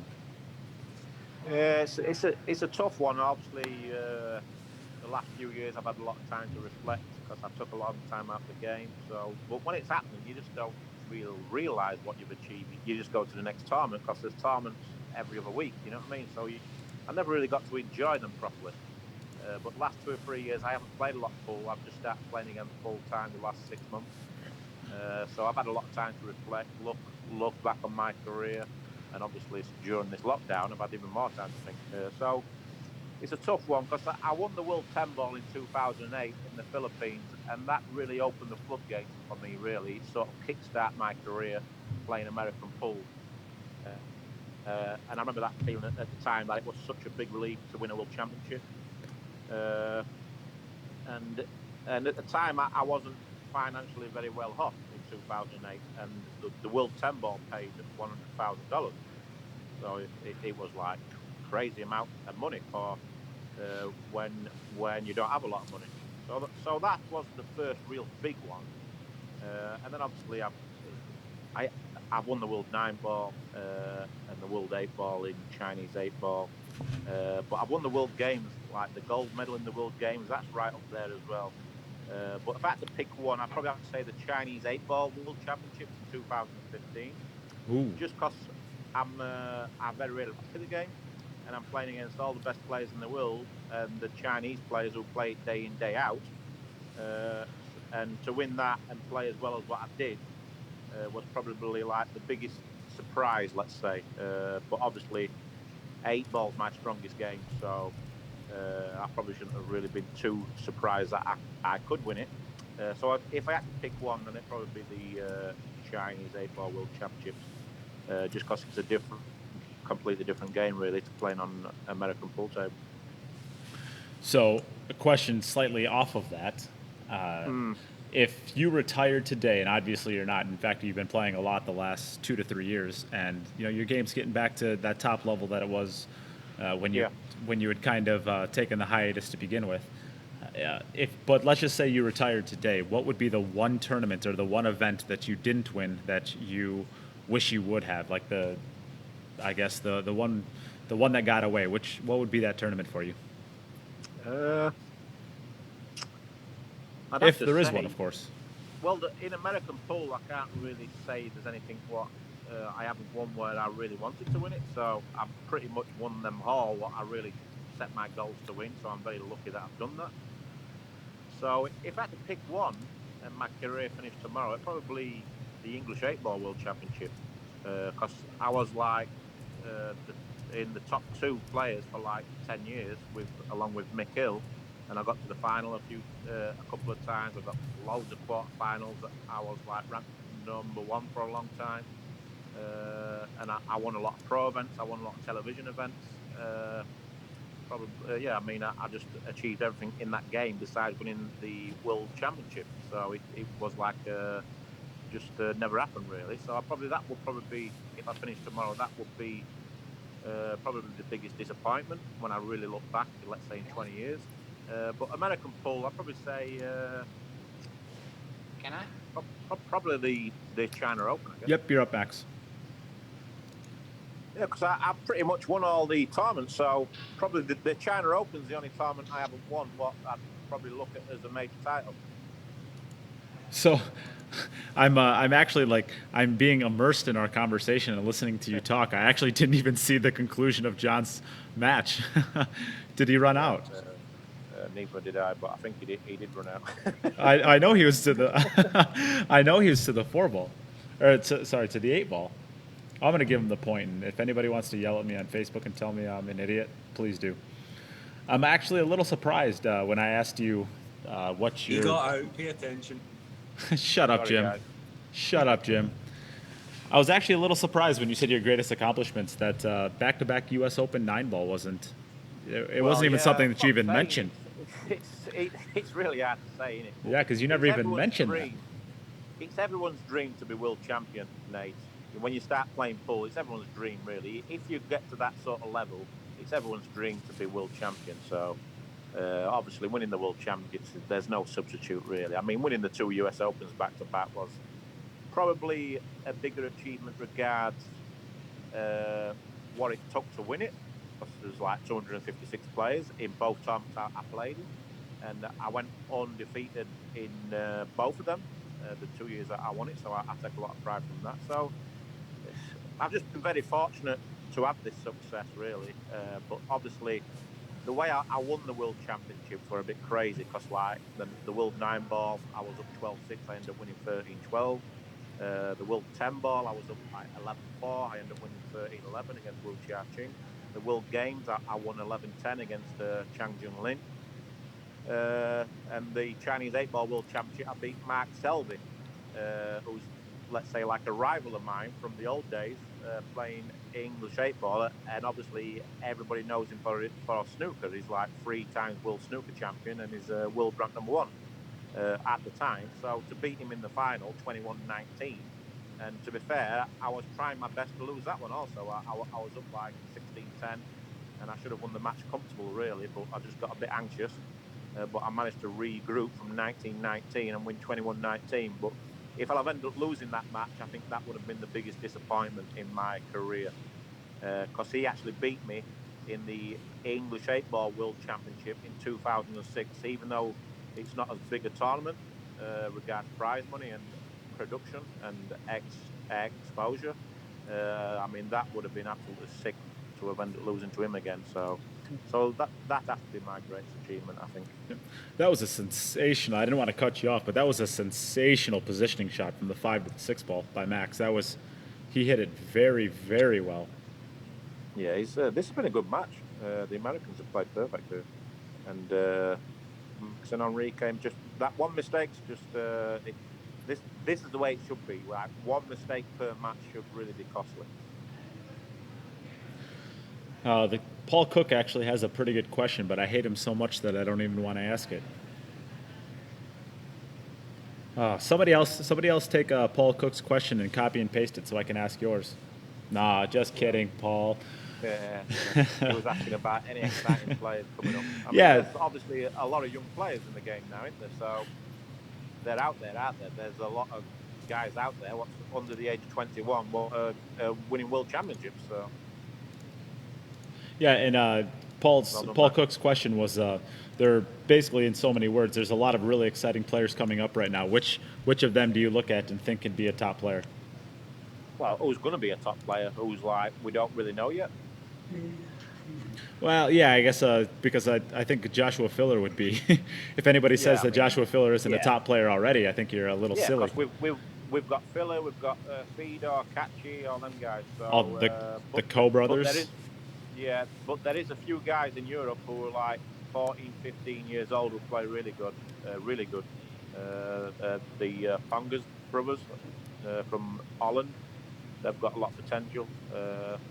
But I don't know too much of the younger players from Europe because I've only just relocated back to Europe, so I'm still learning about these guys. Yeah, you were living in the US for a lot of years, right? Yeah, so in America, there's one or two guys what I think's got potential, but you probably know better than me as regards the American players. Yeah, and I'm not nearly as plugged in as I used to be to the youth program, which I actually probably should be. After I grew up, I guess, playing in the VNEA Worlds. I didn't know anything about BEF until I was too old. I grew up in a very, very small part of Wisconsin. In fact, the population of the town that I grew up in was 46 people. So, I mean, I grew up in extremely small town. Never really had a lot of competition in my town. Although there was a lot of good players in my area. They were kind of like good regional players. They weren't top state or national level players or anything like that. So I never had the recognition really, or the ability to see different organizations. So I was not as plugged into the youth programs as I probably could have been, just because I didn't know anything about them. The technology now, I mean, it's so much easier to find out about anything and everything. We're, as a community in pool, a lot better at getting information out than we were 15 years ago. Yeah, without a doubt. I mean, the kids coming into the game now have got a great advantage with all this stuff on YouTube, internet, social media, so they can learn the game a lot quicker, and that's what's happened in the last 3 or 4 years. All that content is out there, the coaching videos, everything else, where when I first started playing, I didn't really have that, so I spent a lot of time in the Philippines to learn my trade. I would still recommend doing something like that, because there's nothing better than doing it physically against the great players, you know what I mean? Yeah. But there's a lot of great players. That young Raga from the Philippines. I mean, there's lots. I've seen a few really good young American players. I just can't remember their names. I mean, really young players, like 13, 14 years old. I've seen them at the expo, and I thought, oh, this kid's got something really special, but I just can't remember their name. And I would love to be able to give you their names, but I'm a terrible American. Yeah. If I saw the person on Facebook, for example, I'd know. But I've not got a great memory with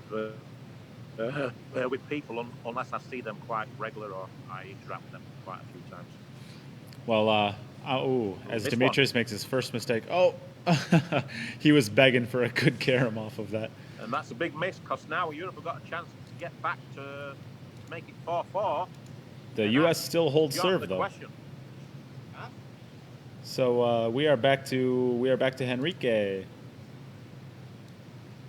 this big rat now. If Europe can make it 4-4, he's going to put the pressure on John. I'm going to be messing with the screen just a little bit here, guys. So I'll wait till after Henrique goes. But oh, another. Oh, he only made one. This is just a terrible break by Henrique. He only made one ball. It's just, wow. Just a terrible break. You know, for Henrique, this is as bad as it ever gets. So I just switched over the border for the stream page, so we could get the rest of the sponsors some love in here too. And absolutely, I mean, this is. I do want to give an extra special shout out to the sponsors. I mean, these are the people that keep pool going. There's a lot of people in pool that, you know, you reach out to them, hey, you know, you want to sponsor an event, and the answer every single time is no. They're not interested in helping the game grow. They're not interested in promoting events. They're just interested in making their money and you know, spending it and being happy there.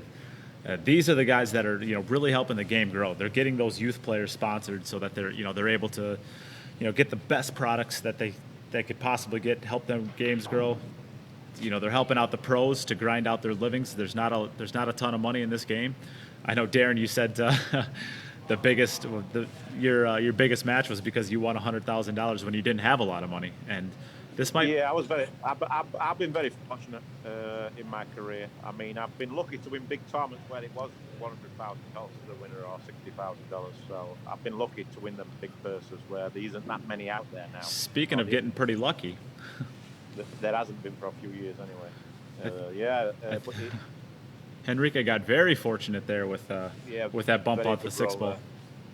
And it surprised me that his cue ball controls let him down quite a lot these last 2 days. But when you're feeling that little bit of pressure, it's easy to tense up and over hit the ball or just under hit the ball slightly. So you would know Henrique a little bit better. From what I saw on day 1 and day 2, he was actually a pretty slow, kind of not slow, but like a methodical player. He was really taking his time, thinking about his shots, and now he's flying around like his pants are on fire. Yeah, now he's playing at his natural speed, what he usually plays at. Okay, so maybe he's settling in a little bit. All right, well, that's a great run out. So now we're back to John. And Hill. Yeah, if there's a player on Team USA that I want in this position right here, you know, Hill got to get us off. I think I like it being John. I really do. John's got this grinder mentality to him. He's got he's a pro that makes his living off of mostly gambling. He's not a huge tournament player, but he makes a lot of his money off of gambling. So he's been in the situation before, and I like that he's here. And he's got a good split, good break here. Very good break. Wide open table, so it's all in his own hands. Yeah, trying to invent a problem here. 2 to the 3 could be a little tricky just because that 4 ball is there, so it hinders that right rail, that right top rail just a little bit, being able to go back and forth. Yeah, the 2 to the 3 is going to be the key shot. If he gets good from the 2 to the 3, then he should be good. But even the 5 to the 7. Yeah, I was going to say. He does have some travelling to do with the cue ball, so he's got to put some really good strokes on the ball. He's got to get the right speed. And then the last 4 balls, he's traveling, he's bouncing back and forth. Kind of, actually, I think the last time John was up at the table, I had mentioned this. These racks, you want all the balls to be pretty close to each other, and his last 4 balls, he has to travel across the table 3 times for him. So that could be trouble. He's played this well. He's left the right angle, so he's going to come underneath the 4 ball. He just needs to get the right side of the 3 ball. I think he's straight enough. He might be able to just draw it above the 4 without going into it. Okay, he did go to the rail, and he hit it great. Yeah, he's just okay there. Just draw it back out off the rail and across for the 4. So the key shot's going to be if he gets good on the 7 ball, he should be okay. The key is not get straight on the 7 and not get straight on the 8. Yes, yeah, for sure. It's very easy to do it. So Darren, I'll ask you another question now. So I grew up in the early 90s. I was born in 92, so I grew up in the late 90s, I guess, in the early 2000s. And I had ESPN on Facebook, so I was able to, you know, kind of get some motivation. And, you know, my heroes of the game early on were players like Jennifer Barretta, the Black Widow. The Black Widow and, you know, Allison Fisher. And, Francisco Bustamante and Mike Siegel was a little bit there, and then Earl Strickland. Those were I got to grow up watching those players, but if I didn't have ESPN, I wouldn't have been able to watch them. You're a little bit older than I did. Who are some of your heroes growing up watching the game, and where did you actually get some content? American pool, I always really like. I used to. It really started with the Mosconi Cup, because the Mosconi Cup started around 1994. So obviously at that time I was playing English 8-ball, so I didn't even play American pool, but it was always live on television, the Mosconi Cup, and they also showed the Will Pool Masters. This is a tough one now. Yeah, very tough. He might even go for the bank. Might go 4 rails. Yeah, I think maybe it cuts. He's got it. No. Wow. Oh. So this comes down to Max to take the title. Switching over to Max. But coming into the game, obviously, I looked up to people like Efren Reyes. I studied him a lot, and then obviously, I really liked Mika Immonen. Actually, when I used to watch the Mosconi Cup in the from let's say 96 to 2006, he was one of my favourite players. Was Mika, and obviously people like Ralph, Oliver Ortman. I really enjoyed watching him play. He was probably the most talented player, let's say, from Europe during that time, in the 90s, early 2000s. Oliver Ortman, he had a really high gear. I really liked his game, and it was really good to watch. And then obviously you had people like Strickland. I always loved watching Earl play, because at that time he was still a great player. He was world champion in 2002. People like Earl, Efren Reyes, Bustamante, Mika, Oliver Ortman, Ralph Souquet, really. Yep.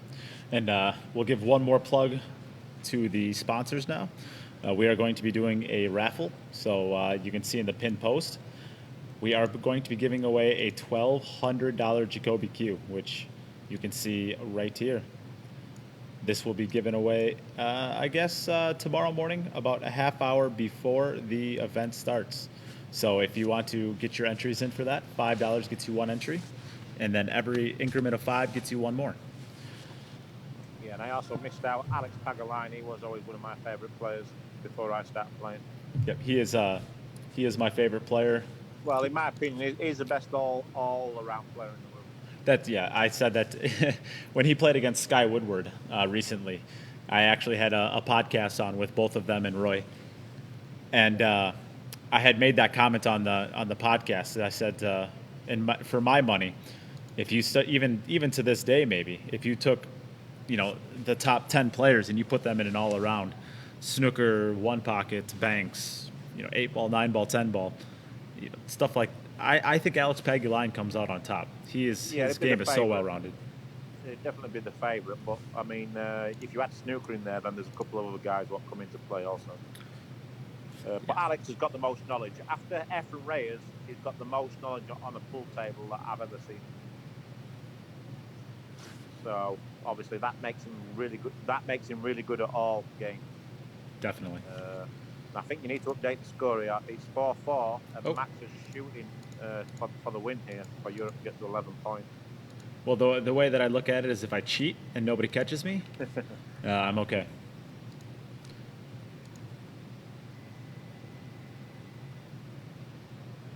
Yeah, the score is 4-4, and Max has got an opportunity here to close it out.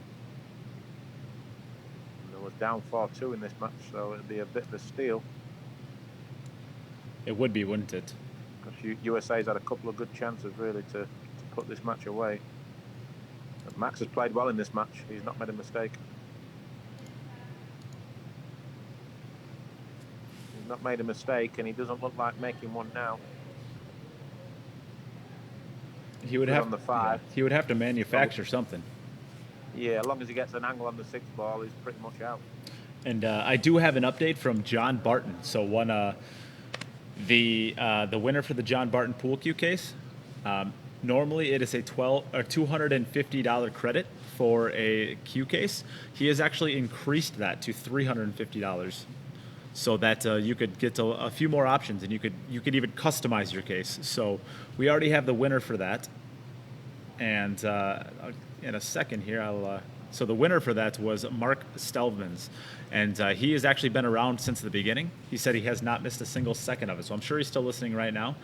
John Barton has given you an extra $100 to build your custom case with, so Very nice. I think that's a really, really cool thing to highlight for John Barton and JB cases. My case is a JB. I will not put my cues in anything but a JB case. Well, you might have a little small chance here. He might have got a bit too straight on the 6 ball, so it might be difficult to get close to the 7. And it does look And like the 8 dot does not cross to the right. Yeah, I don't think the 8 ball passes the 9 into the bottom right-hand corner on our screen, or the top right-hand corner on our screen. But I think it's not too bad to maybe draw back maybe 3 feet, about the distance between the cue ball and the 6, and then just go back and forth. A small angle, he might be able to punch draw it across, maybe a good 3 feet, and if he can do that, it'll be okay. Wow! Nice stroke there. Wow, what a stroke that was. Put a great stroke on that ball, and now it doesn't look good for the U.S. This is the match right here. Yeah, Max has played a hell of a lot better today than yesterday. That was a really nice timing on that. Good timing, good tempo, good transition from his backswing. And this is a match ball, really. Yes, it is. I think just you don't want to go too far. You want to stay with the back angle on the 8 ball to cut it in. You don't want to go above it to bring the 9 ball into play if you don't have to. Yeah, I think he's okay though. Even if he goes too far, I think there's plenty of room. You just got to make this ball and just run it through a few inches. Yep, and that's the shot. Wow, he's played really good in this match. That's a very, very difficult shot to hit right there, where you really fire a ball, but your cue ball just drifts forward 3 to 4 inches. I think that's one of the hardest shots in pool to get as an amateur player, is being able to fire a ball and still follow it only 2 to 3 inches of controlled follow. Yeah, the key to that shot, you've got to keep a loose grip and really trust it. Keep your head still, nice loose grip. This is over. There's a big steal, but fair play to the guys for sticking in there. And Max has played really good here. Yes, Maxi, baby! Well done, Maxi. Henrique, well done. Can I just keep? Oh, I can mute him. Yes, I can mute him. So that is the match. Of course, we are not done. We are not. Can we jump on the table? No, you cannot jump on the table. Oh, I gotta get rid of. Congratulations to all. You guys played great, man. Good shooting. Yep. Cheers, mate. Thanks a lot. We are not done. We are going to continue playing. We're going to finish this out. We're going to find a way to maybe. I think we need to find a way to make this fun still. I think it's going to be fun no matter what. But I think we should put some, I don't know, some little thing on it to make it so you don't want to lose. But we'll talk about that. We're going to go to break right now, and we will come back. We are not done. We are going to still play. So hang around.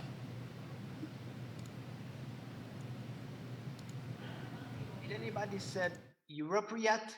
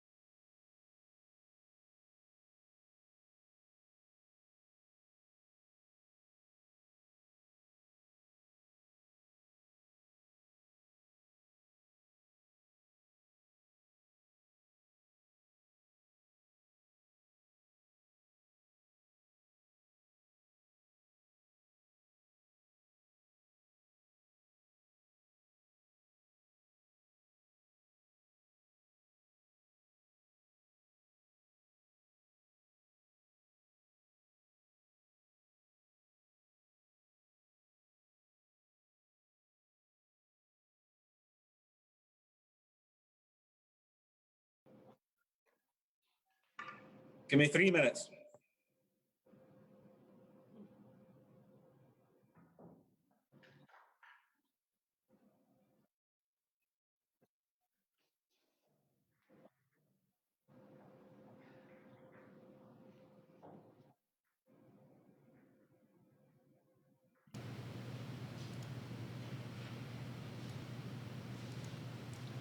And we are back. We have Henrique racking the balls right now.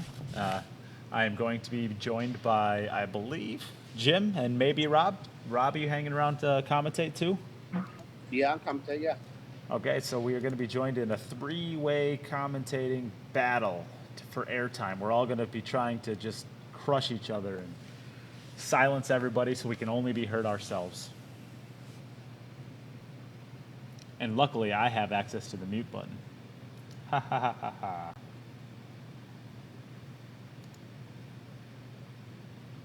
Although it doesn't sound like I even have to use it. Rob doesn't want to talk to me. Hey, I'm here. I'm sorry. Well, what was it you said? I'm sorry. I don't know. I can't remember that far back. I can't even remember to update the score. How am I supposed to remember to...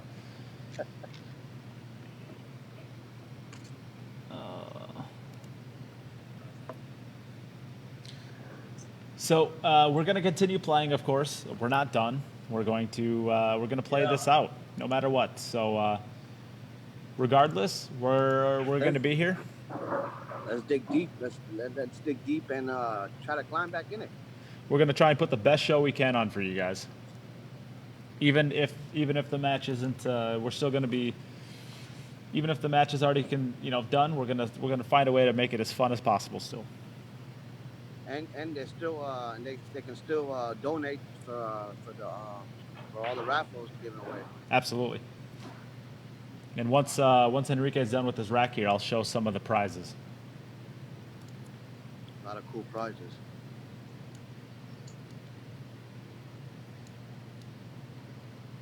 Solid player, Henrique. Yeah, he just he just does what he needs to do. Yeah.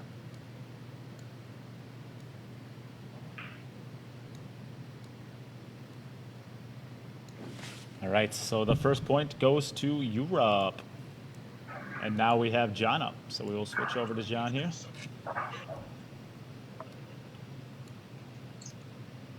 Let's go, John.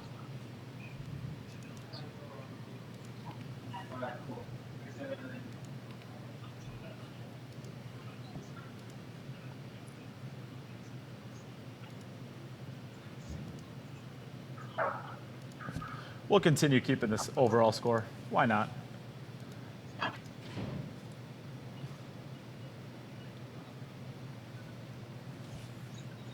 John got a good spread there. So we will we'll show what this Jacoby looks like. We will be raffling this off tomorrow. This is a $1,200 custom Jacoby. So as you can see, it is an absolutely stunning cue. The turquoise in there just really makes this cue pop.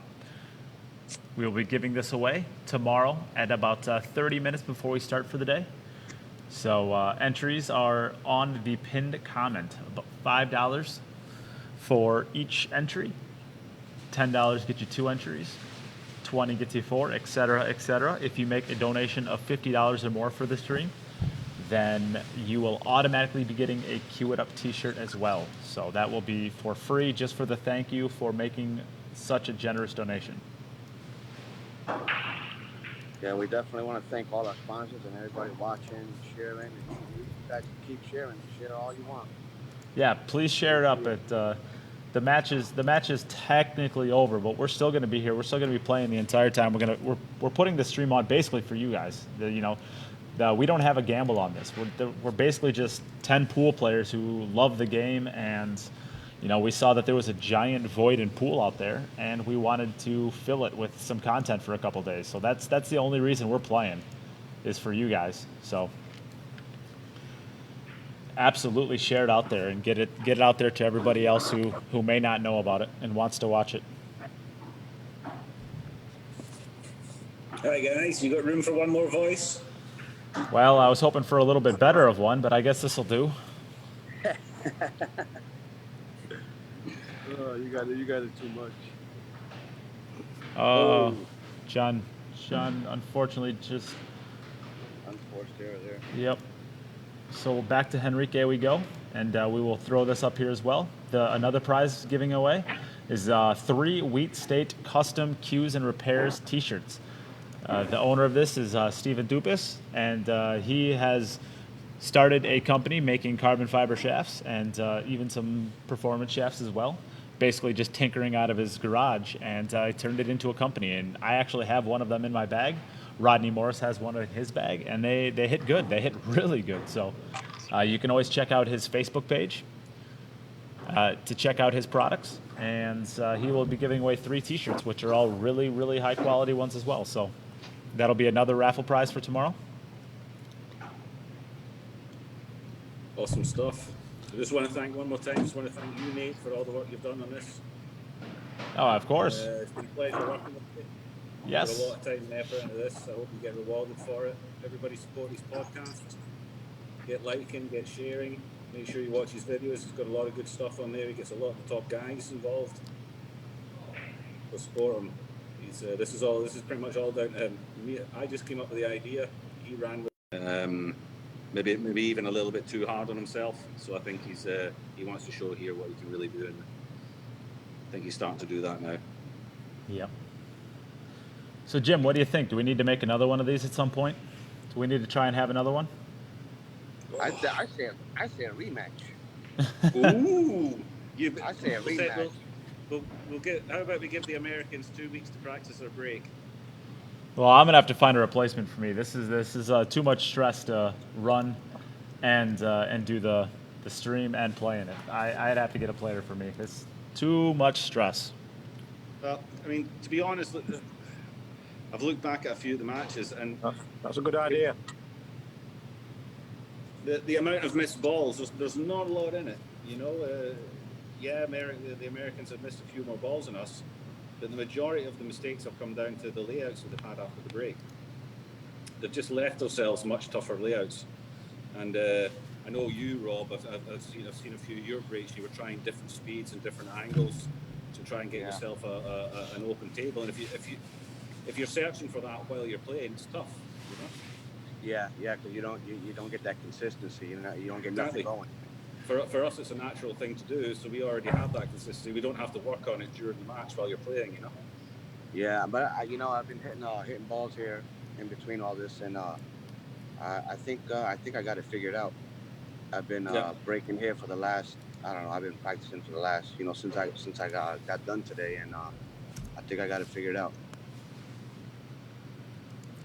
And still seeing a couple questions out there in the threads. We will still be here tomorrow. We are still going to do the day. I think tomorrow is going to be actually the most exciting and the most viewer friendly. So it's going to be the fun day. Yeah. Yes, I think we're all going to have a lot of fun with it tomorrow. So tomorrow is definitely happening. You do not need to worry about that at all. That's a great shot from John, and we will be here. Do not worry. I'm most looking forward tomorrow to watching on the USA side, watching Demetrius, and on the Europe side, watching Margaret, because they're very methodical. They take their time. They give every shot 100% concentration. So I'm looking forward to seeing them running around the table, having to get down the shots quickly and hit them. Yeah, I'm excited to try something like that. That sounds pretty cool. Like 20 minutes to see how many racks you can run. Yeah. What do you think the over/under on that's going to be for yourself, Rob? For myself, 20 minutes. I think I could do. I think I'd probably do 12, at least 12, 13. Whoa! Wow, that's a lot. Well, that's a lot. Darren Appleton holds the 30-minute record over here at 16 or 17. So if you can do 12, 13 in 20 minutes, woo! Yeah, I don't know, cause I don't know if I play like myself and get in that rhythm. I just once I get that, if I get in that rhythm, it's nothing to run a racket. There's no thinking. It's just boom, boom, boom, boom, boom, and I feel like I just feel like I can do it.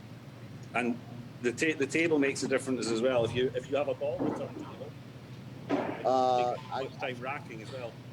Yeah, I got a ball return. Yep. Yeah, when I run around my table doing it, I've got to go to every single pocket to find out if there's a Oh, ball that in makes there. it tough. That's like giving up a spot. Yeah, basically with all my breaks, I'm giving up 2 racks. Well, no, because I think we're matched up tomorrow, aren't we? Am I playing against you, Nate? I think we might be. Oh, have you got ball return? I got a ball return, yes, but I There need you that go, yeah. spot. I need that spot. You will probably play more racks than I will then. Well, I'm gonna Just have need. to run them. I'm gonna need 2 to 3 times more. Well, I think tomorrow, I think there's going to be a lot less stress on me as far as doing this. So, you know, I don't have to worry. I don't need to worry about going back after every single rack and updating the scores or, you know, switching the cameras or anything. I just have 20 minutes to play pool. So I think tomorrow I should be able to give a lot better of an effort for my rack. Oh wait, I just kidding. I do actually have to update this. I just thought about that. How am I going to actually update the scores for this while I'm doing this back and forth?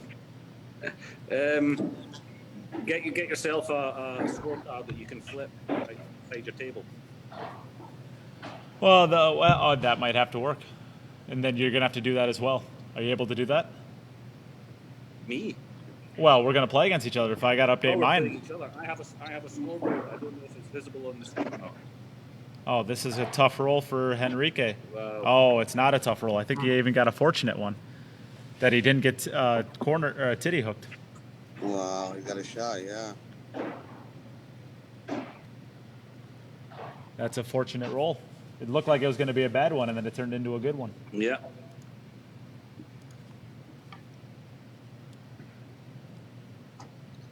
He's living right. So yeah, Henrique with another rack on the board, I think. Yeah, he looks a lot more relaxed today.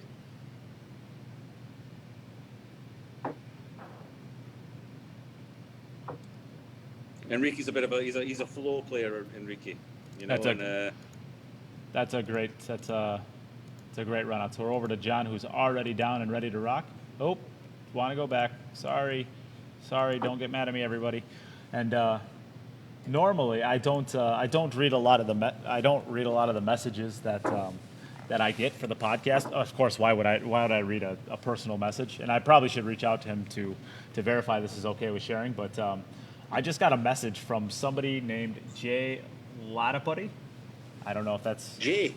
You know Jay? I know him. Okay, so I don't know him, and he just basically offered to help me out with the podcast for free with some graphic design stuff, and Yep.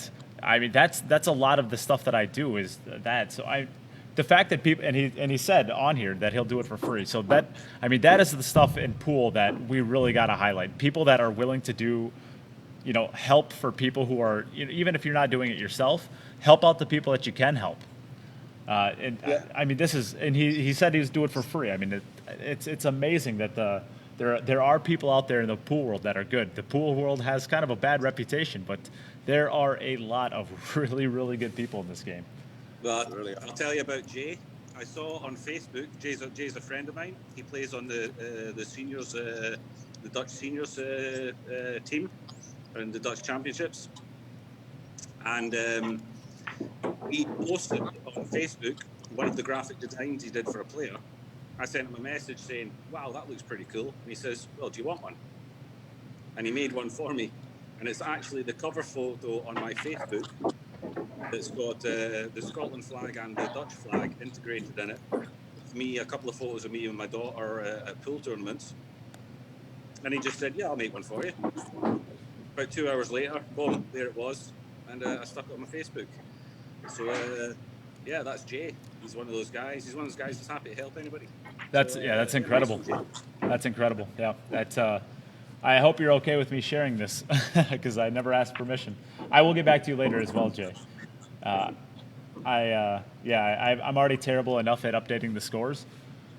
I probably should try to keep a little bit of focus over here. In fact, I think I owe Henrique a game right now. Speaking of how terrible I am at updating the scores, I think it's 3-1. This will be a tricky shot here, getting onto the 6 ball. John always seems when he breaks, he always has those 2 balls right there together. What are we saying here? 3 rails down behind? I think you have to, right? Maybe you can go 2 rails, and I connecting the third, just a draw stroke, just like yep. Oh, he hit it good. Oh, he hit it really good. Oh, and it ended up just a little bit short, but you wanna. On the angle, if the 8 ball doesn't pass the 9, which I don't think it does. You might, yeah, I think you might just have to, hit this, put a good stroke on this, and just come around to connecting to the bottom rail or the top rail, I guess.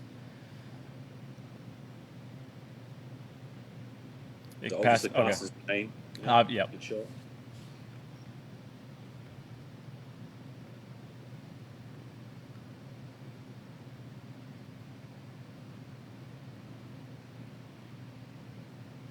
Yeah, well played, John. It's a good out. Put a little bit of pressure back over on Henrique. Yeah. 3 to 2. It's a real good out, that one. Well done, John. So back to Henrique we go. So I'm seeing a question in the. Oh my goodness gracious, Ariel, Roy, you have got to clean out your life, man. It is 3:45 in the afternoon, and you are just waking up. What is going on? How am I going to get you in here commentating with me if you don't wake up till this late in the afternoon? Must have been a good night. I think all of Roy's nights are good. Also, I'm seeing a question out there. If you donated today, you will be in today's drawings, unless you reach out to me specifically and say that you want to be moved to day 4. I basically just cut it off from when I start the donations. Once I give stuff away, that's the start of the next day, and it stops once I basically do the drawing again. So you have a full 24 hours for that day, so you do not have to worry about it. And if you want to get in on the drawings, we will be giving away a $1,200 custom Jacoby cue, as well as a carbon fiber shaft from Shane's Billiard Supply. We will also be giving away 3 T-shirts from Wheat State, and we will also be giving away 2 9-foot pool cloths from CPBA. Definitely want to try and get your hands on those if you can. There are some really, really good prizes today. There's good prizes every day. If you want an idea of how beautiful that Jacoby cue is, I even donated to get the chance to win it. And I'm half Scottish, half Dutch, so tighter than that you don't really get. I would love to own that cue. Okay, I have... so Rob was commentating with us, but he decided he wanted to hit balls too, so I got to mute you, Rob. Now we hear Rob's balls. Rob's noisy balls. Yeah, so I got to mute Rob. Can't commentate and shoot at the same time. Is Rob playing in the last match, I guess, then, yeah? Oh, maybe that wasn't. Maybe that was Darren. Maybe Darren's over there doing shenanigans. I think that was Darren. Yeah, he's playing in the last match with me, yeah. Oh, I suppose I should go and hit some balls as well. Oh, that's a great shot. It's a great shot by Henrique. The next match is Jennifer and myself. Yes, it is. I think so, against myself and Darren. Okay. All so right. if you don't mind, I'm going to leave you and I'm going to go and hit some balls. No problem. Thanks everybody for watching, and do tune in tomorrow. We are not finished. It's going to be a fun day. It's going to be a lot of exciting stuff, slightly different to the first 3 days. It should be good fun, and you got a lot of stuff you can still win. So please tune in, share, donate. Support the pool family. We'll see you tomorrow. Absolutely. We'll be seeing Jim soon. And Rob, are you going to go off and hit some balls as well? Yeah, I'm gonna go get on the job and hopefully come through for our team. And I look forward to the next match. And I really want to thank everyone for watching and supporting. And the more you share, it's going to make it better for everyone in the pool world. So I want to thank you. Absolutely. Thanks, Nate. Yep, of course, Rob. Best of luck soon. All right, so I am on my own now. I always thought that I did my best work on my own. That's not actually true. I like going with Darren. I think when you talk about a lot of the commentators in the world, some of the best ones. Of course, you got people like Alex Leahy, and you have, in my opinion, the best in the world is Jeremy Jones, and I think that's shared by a lot of people. I think Darren Appleton is really, really sneaky good. I did not realize how good in the commentary box Darren was. I knew he was knowledgeable, but he's got good stories. He's a smooth talker, and he's just a great guy in the box. So definitely also check out his YouTube page. I'm forgetting on what it is right now. I believe it is Great White. John left himself a little tough and missed that back cut. It's not an easy shot to hit. All right, back to Henrique we go. I'm blanking on what his YouTube page is. I know it's Great White. I thought it was Great White 86, but I might be wrong on that. Ryan in the comments, how many more matches are there today? There are one more after this, and it will be between Robb Saez and Jennifer Barretta versus Jim Telfer and who else? Who else? Somebody. Darren Appleton, of course, Darren Appleton. I was just talking about him. How can I forget? Anybody out there in the comments? Let's do some chatting.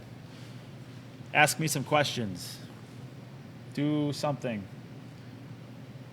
I'll try to make this as entertaining as I possibly can for you guys. As this is kind of the sealer right here. I need to update the score, of course. Do you like guys? It was one night I was drunk and I needed the money.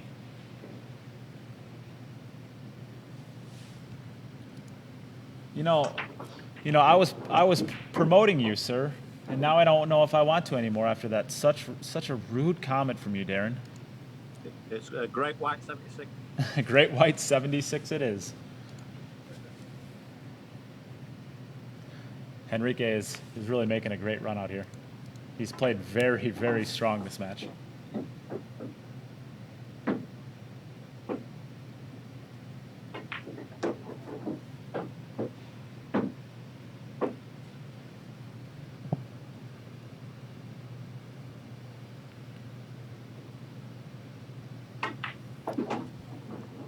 Simple connecting the dots here. And there you have it. Another match in the books. We will head over to break right now. Check out the sponsors page. Get your donates in. If you want to win this beautiful Jacoby custom cue right here. So get your donations in for this. And there's also going to be a carbon fiber brake shaft from Shane's Billiard Supply. He makes some really, really phenomenal carbon fiber brake shafts. So you definitely want to get your entries in for that. And we will also be giving away 2 more 9-foot pool cloths by CPBA. So check that stuff out. And we're going to take a little break, head over to the sponsors page, get set up for the next match. So we got one more match today.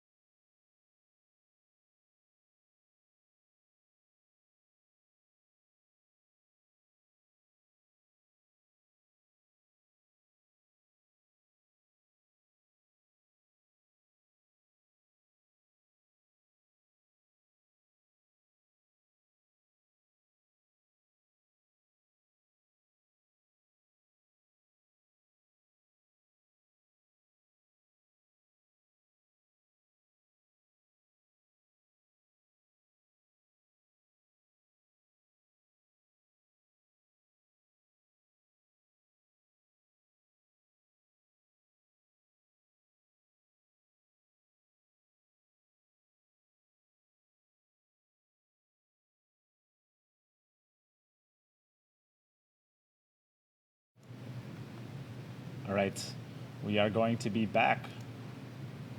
And first up at the table, we have Robb Saez. So let me get this score right. And we will get the appropriate people muted. So just me. I think I'm the only person commentating here. Maybe if Jennifer is able to hear this, maybe if her husband's around and interested in commentating, he can jump on at some point in time. But if not, it will be me. And I am looking today at the PayPal donations, and I'm telling you what, there are going to be a lot of really happy people.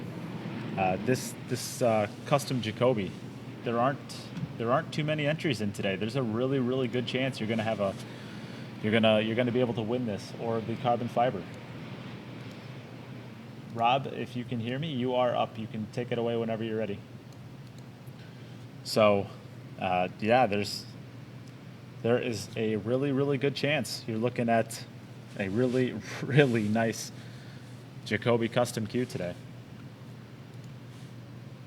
I had a question. What happened to the queue from Double Dave's? The queue from Double Dave's will be given away tomorrow. So that is one of the prizes for tomorrow. Before we are done here, I will give the rest of the prizes for tomorrow that you can win, but that will be one for tomorrow.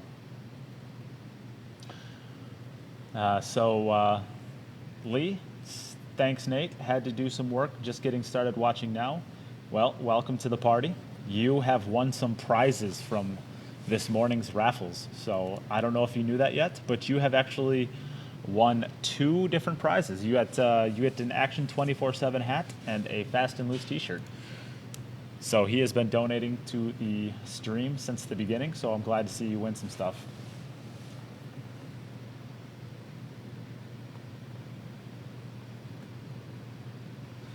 Ryan Harmson, you asked Henrique has some CPBA cloth. What is it worth? The 9-ball cloth, and I'm not 100% sure on this, but Jim said it's a European/Chinese brand, I think mostly, and I had actually never heard of it, but everything that I've heard from it thus far has been absolutely glowing, and what I've understood is it's about $250 to $275 a piece, so it's definitely some really good cloth. And Joel Wegner asked, Henrique's Fargo is somewhere in the 740 or higher, right? And I believe that is true. I think he's right around there. The Europeans definitely have a huge edge on the Fargo, and I think so. I think a lot of the reason for that, the U.S. So we had a rule that there can only be 2 pros, and I think the pros for the U.S. I think if you remove about 6 or 7 pros, if you remove about 6 or 7 pros from the U.S., there's a pretty steep drop-off between, as Rob just hangs that ball, that was a really good attempt at the bank. So next, we will head over to, it must be Darren, right? Darren? All right, Darren, you're up. So what I was saying, there's a little bit of a drop-off between some of the U.S. players or the top players at the top as far as the pros, but there are just an insane amount of depth between the 730 and it's a population thing because the entire continent of Europe, of course, there's going to be a lot more players to choose from. So players like Henrique and even Jim, I think Jim's about a 735 Fargo. They're not considered professionals because they have just a bunch more people above them in the world of European pool, where a 730 in the U.S., that's a really strong player. It's borderline professional. That's no excuse, of course. I mean, we as a group just didn't play as well. We didn't break the balls as well, and we made some mistakes. So.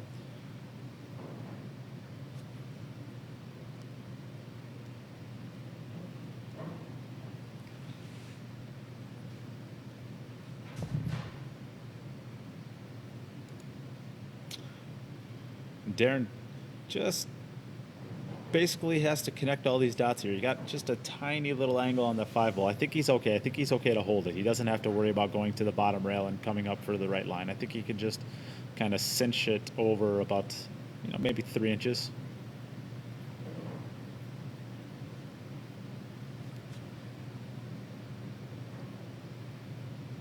So this will be the last shot. He's got to put a decent stroke on this to come, to that right cushion all the way back down table. And of course, it's Darren Appleton. That's a pretty easy shot for him. And now it's just all over, but the firing of the last 2 balls.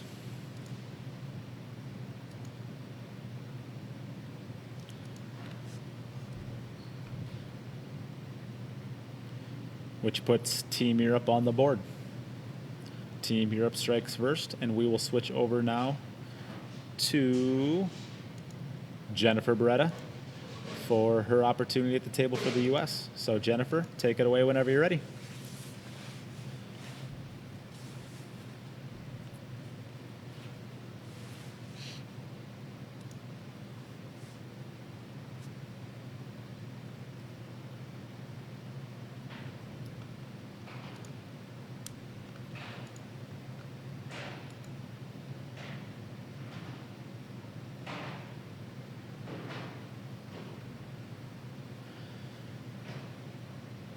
Turned out to be a pretty nice spread from Jennifer. There's not too many problems here. Maybe from the 5 ball to the 6 ball, but I think what you end up doing is you play the 6 ball just at the top right corner. So basically the same pocket that the 2 ball is going to be going into right now, if it doesn't go into the side pocket by the 4. And then it's not too bad.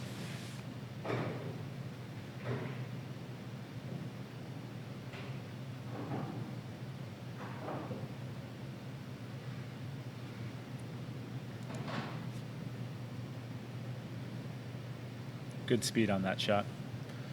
If there's anybody out there in the comments that have any questions for myself or for the event or anything else, feel free to reach out.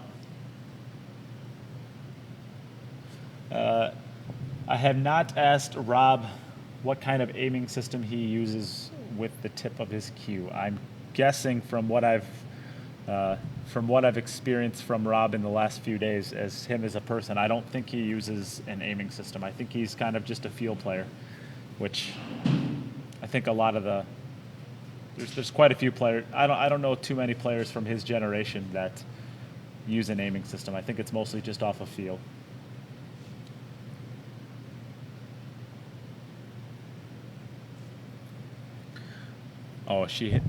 Jennifer hit that shot great. And now it looks like just a couple stop shots for the 7 into the side, and then the 8 ball into the corner, drifting off that left cushion for the 9 ball. How does Darren sponsor Razin feel about him utilizing a diamond table? Well, I don't know, first off, if he's sponsored by Razin. Jennifer hangs the 6 ball. Just gets a... So we will switch over now to Jim. So Jim Telfer is up. To be honest, I don't know that he's sponsored by Razin. I don't know that he's not either. I mean, I honestly don't know if he is. If he is sponsored by Razin and Razin didn't give him a pool table to put into his home, I guess I would assume that would be a thing with Razin. I know that if I was going to sponsor a pool player, I would be giving them a pool table to put into their home. I don't know, though. I don't know a lot about that company. And maybe that has been offered and Darren turned it away. I mean, I honestly, I don't know.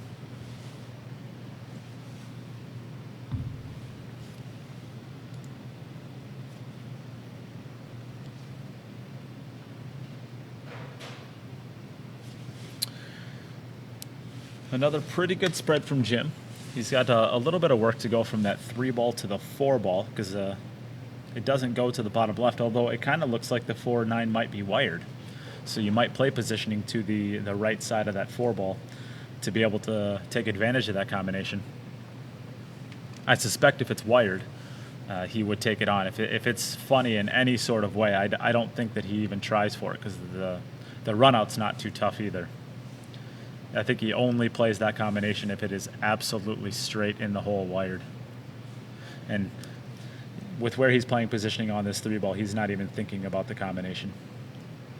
He played positioning there to just drift down to this bottom rail and back up to the right of the 5-ball, so you don't bring that 5-ball into play. You don't want to try to go to the left of the 5-ball if you don't have to, just for the chance that you could get hooked.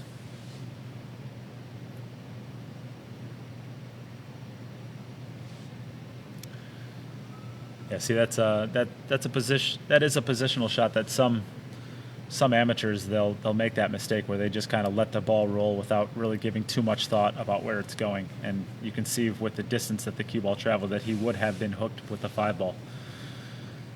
We all make that mistake from time to time.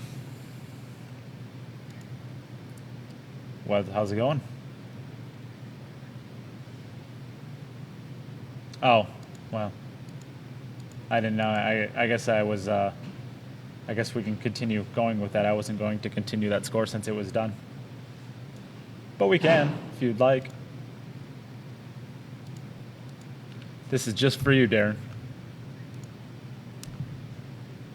Yes.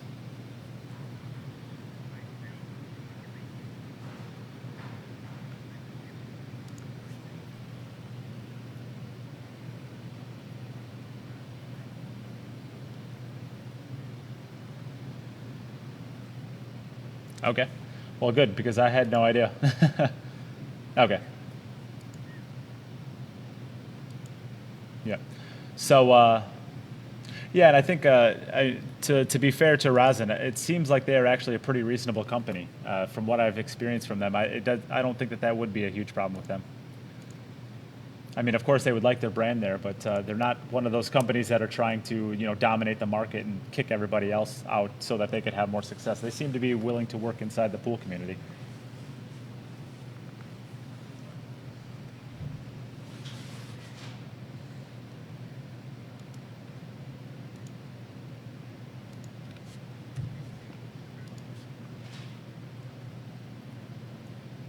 Yep, and let me cut you off real quick. Rob, you are up, so you're good to go whenever, and you can continue on, Darren.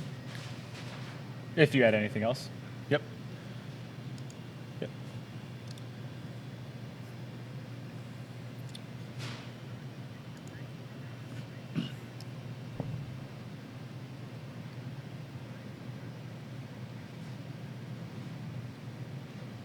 Yeah, definitely. The beautiful, beautiful Jacoby custom cue, which I will put up again right now because there's not a lot of entries out there. This is the cue that you can win. It's $1,200 Jacoby. Beautiful turquoise inlays. So this could be your cue.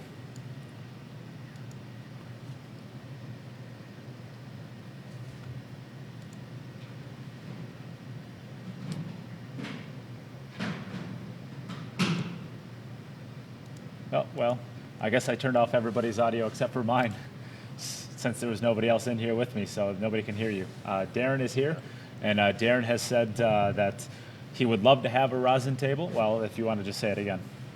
Yeah, I would like a rosin table, but obviously they're based in China, and the shipping costs are crazy expensive, so we sort of come like a disagreement with the ooze to pay for that. So yeah, but they're okay with me playing on the diamond table, and I've had this diamond table about 12 years now, so yeah, it doesn't really make much difference really. Obviously for them it'd be good for me to play with a rosin, but they have no problem, so I play with a diamond table. Yeah, which is okay because when I spend time in America, 90% of the tournaments are on a diamond table. Yeah, rosin is them working with Matchroom now. It makes them significantly more popular, but they haven't made it to the U.S. much as far as being in pool rooms yet. Yeah, I don't think they play that much different, really. I mean, when the rosin tables first come on the scene, I didn't like the tables. There was like the slate was off, and the cuts of the pockets were no good. The pockets were way too big.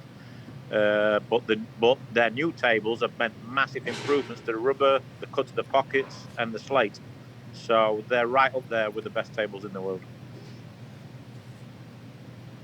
Unfortunately, I have not had they're the very well opportunity made to hit on tables. one yet. Yeah, they're very well made tables, especially the Victory 2. It's an amazing table. This is Robb is putting together a good run out here, and a much needed one. Yep, you need this rack. Messed up the first 2 racks. Gotta be a little bit careful here, I guess. No, he's okay. I think it's just a little high left stroke. Get over to that side rail if you can. Yep. Yep, hit it perfectly. Good speed. Right, I'm on, pal. Yep. I'll catch you after the rack.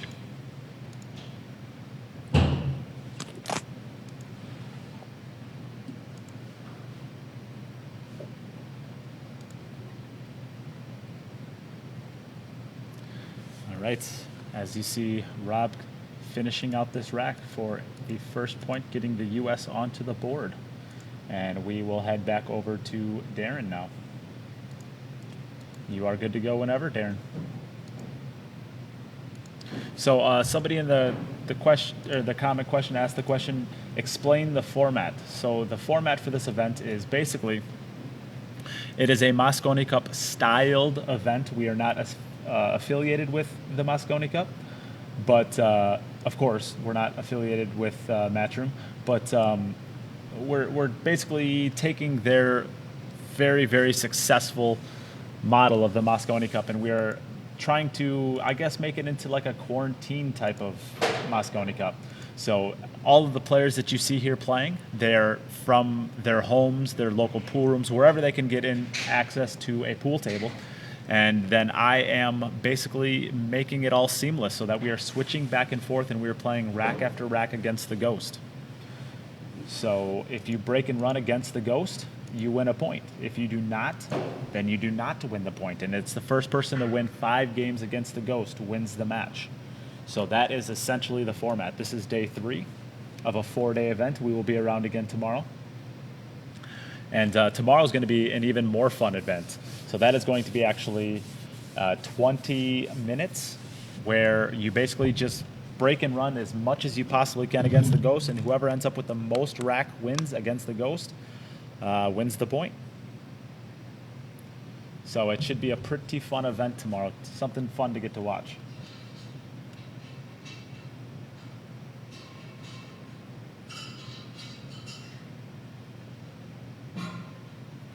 So the team race is actually 2-11. So the U.S. lost today. We, as a team, have not played well. In fact, Jennifer played extremely well on day 1. Demetrius has played extremely solid all the way through.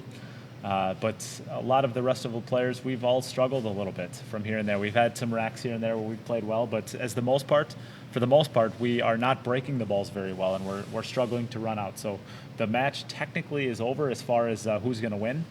It was a race to 11. But we're going to continue playing because that's, we have a bunch of raffle prizes to give away today and tomorrow. So we got to have some content out there so that we can give those away anyway. So we might as well just play. And it's going to be a lot of fun.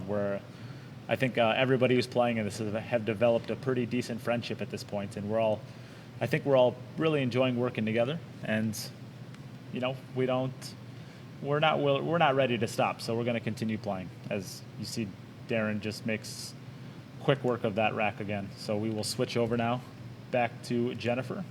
Jennifer Barretta, you are ready to play whenever.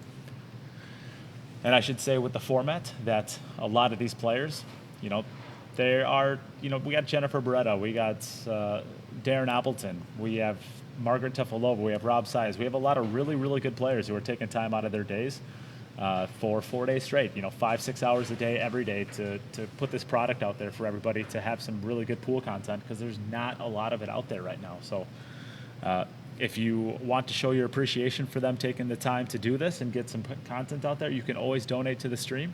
The money goes to the players for partaking in this. So I am not keeping it for myself as the streamer. I'm not even a great streamer. I'm not even a streamer in general. I am a pool player.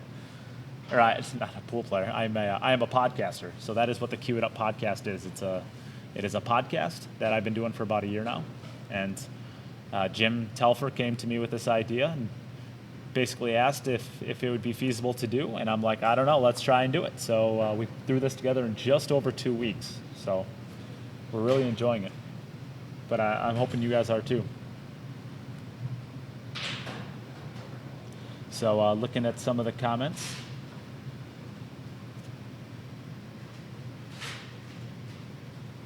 Hank Smith, don't just enjoy and thanks these guys for helping us fill some dreary days with a little sunshine for our souls. That's a really good way of putting it. It's you should have been a poet. That's what we're hoping for. That's How old are you, Nate? 28. Are you really? Wow. I You am. had a tough paper round. I had a tough what? Paper round. What does that mean? It's like you deliver paper to the houses and stuff like that when you was younger. That's such a brutal comment, Darren. I don't get it. I don't get it. You're like paper boy. Oh. This analogy is not an American thing. I have no idea what you're talking about. I'm assuming it's Google an it. insult at this point. No, it's good. It's just Google it. You've worked hard, so that's why you look older than what you are. Ah, I see. Okay. Oh, Jennifer's not going to be happy with that. What happened? She's She missed it. She's missed a tough 4-ball. Oh, wow. It was a tough shot. It was a very tough shot, but I couldn't believe she missed that 6-ball in the previous rack. yeah, and she had played such a flawless rack to get to that point as well. Yeah, maybe she's a bit cold because this is her first match today, right? Yeah, so she's been waiting around a lot. This the tough part about this format is there's a lot of waiting. Yeah. Yeah, if you get off to a bad start and you're a bit loose, I mean, it's just hard to get loose. So Jimbo, we're up 3-1, right? That's what I got you at. Jimbo to get on the hill. So Jimbo's played a lot better today. Jim's played very well today. Yeah. I still want to see him All take. the guys played good today. The European guys played good Yes, very, very much so. I still want to see Jim jump in that little pink Mercedes and take a ride around his room. I think he does when the camera's off, you know. I think he does He's a too. little bit Yeah. weird like that. He's a little bit of a weirdo. I think. I don't know if you know him that well, but when you get to know him really well, like Paul Cook does, and myself, and he's a bit of a strange bloke, Well, but a nice one. I've gotten to know him decently well in the last 2 years, and the more I get to know him, the more I want to stop getting to know him. Oh yeah, he's a character. That he is, isn't he? He's actually a very intelligent guy, but you would never think of it by just talking to him or looking at him. Yeah, so we actually chatted about that yesterday. We find out that Jim and I are both mathematicians. Did you know that? Yeah, he said, yeah. I heard in the commentary, yeah. Who'd have thunked it? The two dumbest guys in this entire tournament are math guys. Well, that's probably why you're running the stream and taking the donations. Yeah. We left it to the two best guys. So Adam says he doesn't even know what a paper boy is. Of course I don't. I honestly don't. Pat Hanlon said, don't you do interviews? I think you had one with Chris Robinson. I do. I do have a podcast. That is what I actually do. I am not a streamer. I'm doing this kind of just for funsies. So, And he's had it for 1 year and he's not interviewed me. That's unbelievable. Well, you know, I've been reaching out to Darren for the last 6 months, just begging him to come on, and you know, all I get is the ghost from him. So, I think if there's nothing else, I think I got 3 more interviews that I got lined up. Jennifer's already been on the podcast several times, but I think I can get Robb, and I think I can get Darren, and I think I can get Margaret now. Yeah, Margaret. Yeah, someone says, what aspect of your game needs the most work to get back to Mosconi Cup level? That's a good question. My game's there because I've been putting a lot of work in. It's just that I need tournaments. I don't feel any weakness with my game right now, so that's good. Where I did do, let's say 3 months ago, even 4 or 5 months ago, it was nowhere near where I wanted it to be, but it's very, very close. I just need to test it now in them big pressure situations. Speaking of big pressure situations, when did Jim get so good? He was the only person giving us a chance in the last few days. Yeah, he's got a smooth stroke when he's playing well. All right, so let's get this up puts us score on the hill. updated, and we'll switch back over to Rob. You can take it away. Robbie Saez. So I'm checking out the PayPal donations for today. There's not a bunch of them, so Amazing. there's some Absolutely really good incredible. chances to really win some great prizes. There's going to be a really nice custom Jacoby Q. We'll show this off right here. So we'll show this off right here. This is a $1,200 custom Jacoby Q. Jacoby Custom Qs. It's a company out of Wisconsin. They make some phenomenal Qs. So this is all turquoise in here. Beautiful Yeah, Q. you're talking about a great Q company here. You're talking like you're talking top-notch quality Qs here. I mean, Jacoby Qs, and look at that wrap. Wow. Yes. So the design in the wrap there is just beautiful. yes, and on top of that, we can also win 2 9-foot pool cloths from CPBA. They have been extremely generous. They've given us a 10 9-foot diamond, 10 9-foot pool cloths to give away. Yeah, and they're good cloth. I've played on their cloth in China. Yes. Good cloth. Yeah, China uses very a good lot quality of cloth. And they sponsor a lot of top players like Carlo Biado, Copigny, all those guys, Margaret.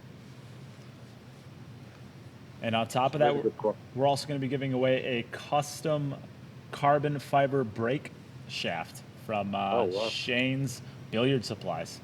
And we're also going to be giving away 3 T-shirts from Wheat State Custom Qs.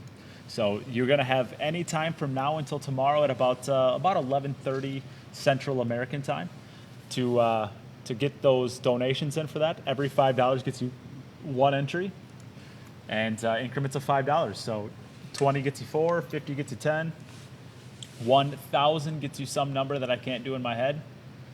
200, that's how many you get. So if you want to donate $1,000, you get 200 entries, and we would probably just send you the Jacoby at that point in time. I'm not too sure what Rob's done here. Yeah, he was playing shape. Was he playing shape for the 5 there? He must have been, but I think he was trying to get to that rail and back out. I'm not sure. I'm not His- sure why he his, went below ball the side colours are pocket. very weird. Yeah, I think he's upped himself here. I think if I was gonna play that shot, I would try to go above the side pocket and really give yourself the. Nice try. He hit it so hard the stream couldn't keep up with it. There's a little lag there. I'm up. Yep. Back to you, Darren.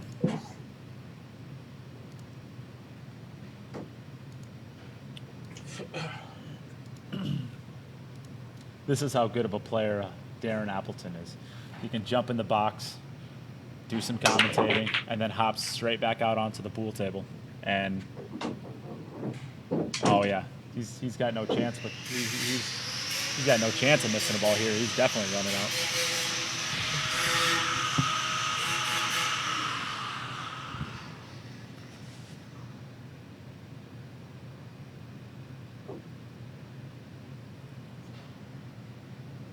Brian Parks, strong. Darren is a super nice guy as well.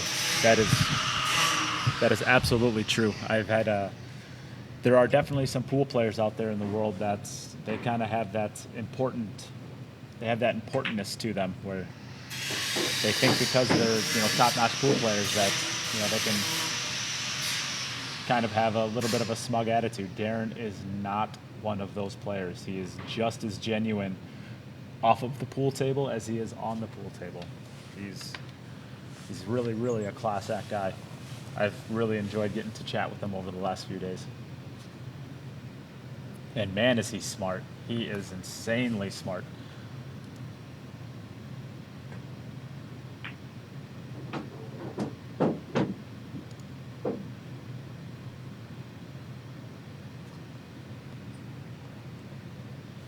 And of course, all of the knowledge that he has in his brain. You can check it out on his YouTube page. He is making videos like crazy these days. So absolutely make sure you get over and follow and subscribe to him on his YouTube channel. He's pumping out a lot of content.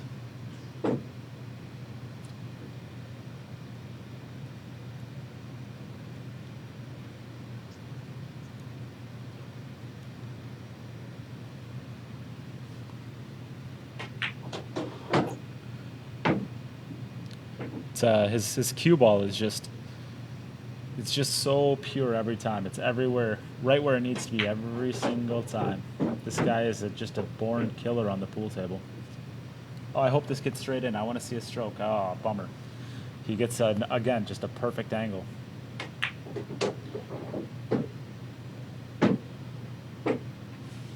Kat Hine, I hope that's pronounced correctly, Hine, just donated. Thanks for a well-organized and thoroughly entertaining event.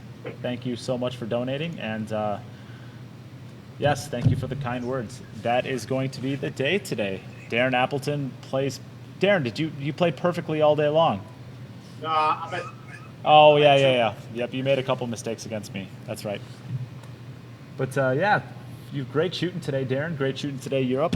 We will be back again tomorrow. You do not need to worry about it. We will be here. We are going to be starting right around noon Central American time. And we will also be doing the drawings about a half hour before that. So if you've gotten in your donations in, make sure to tune in a little bit early so you can see if you won. And if you haven't gotten a donation in yet and you would be willing to or would like to, the things you can win a custom carbon fiber brake shaft from Shane's Billiard Supplies. You could win 3 t-shirts from Wheat State Custom Cues and Repairs, and they are really high quality t-shirts. You could win 2 9-foot billiard cloths from CPBA. And the big prize, you could win a custom $1,200 Jacoby custom cue. One more time right here. You can see the intricacies of these points and these inlays. They're absolutely stunningly gorgeous with the turquoise. So you could win this cue. Every $5 gets you 1 entry.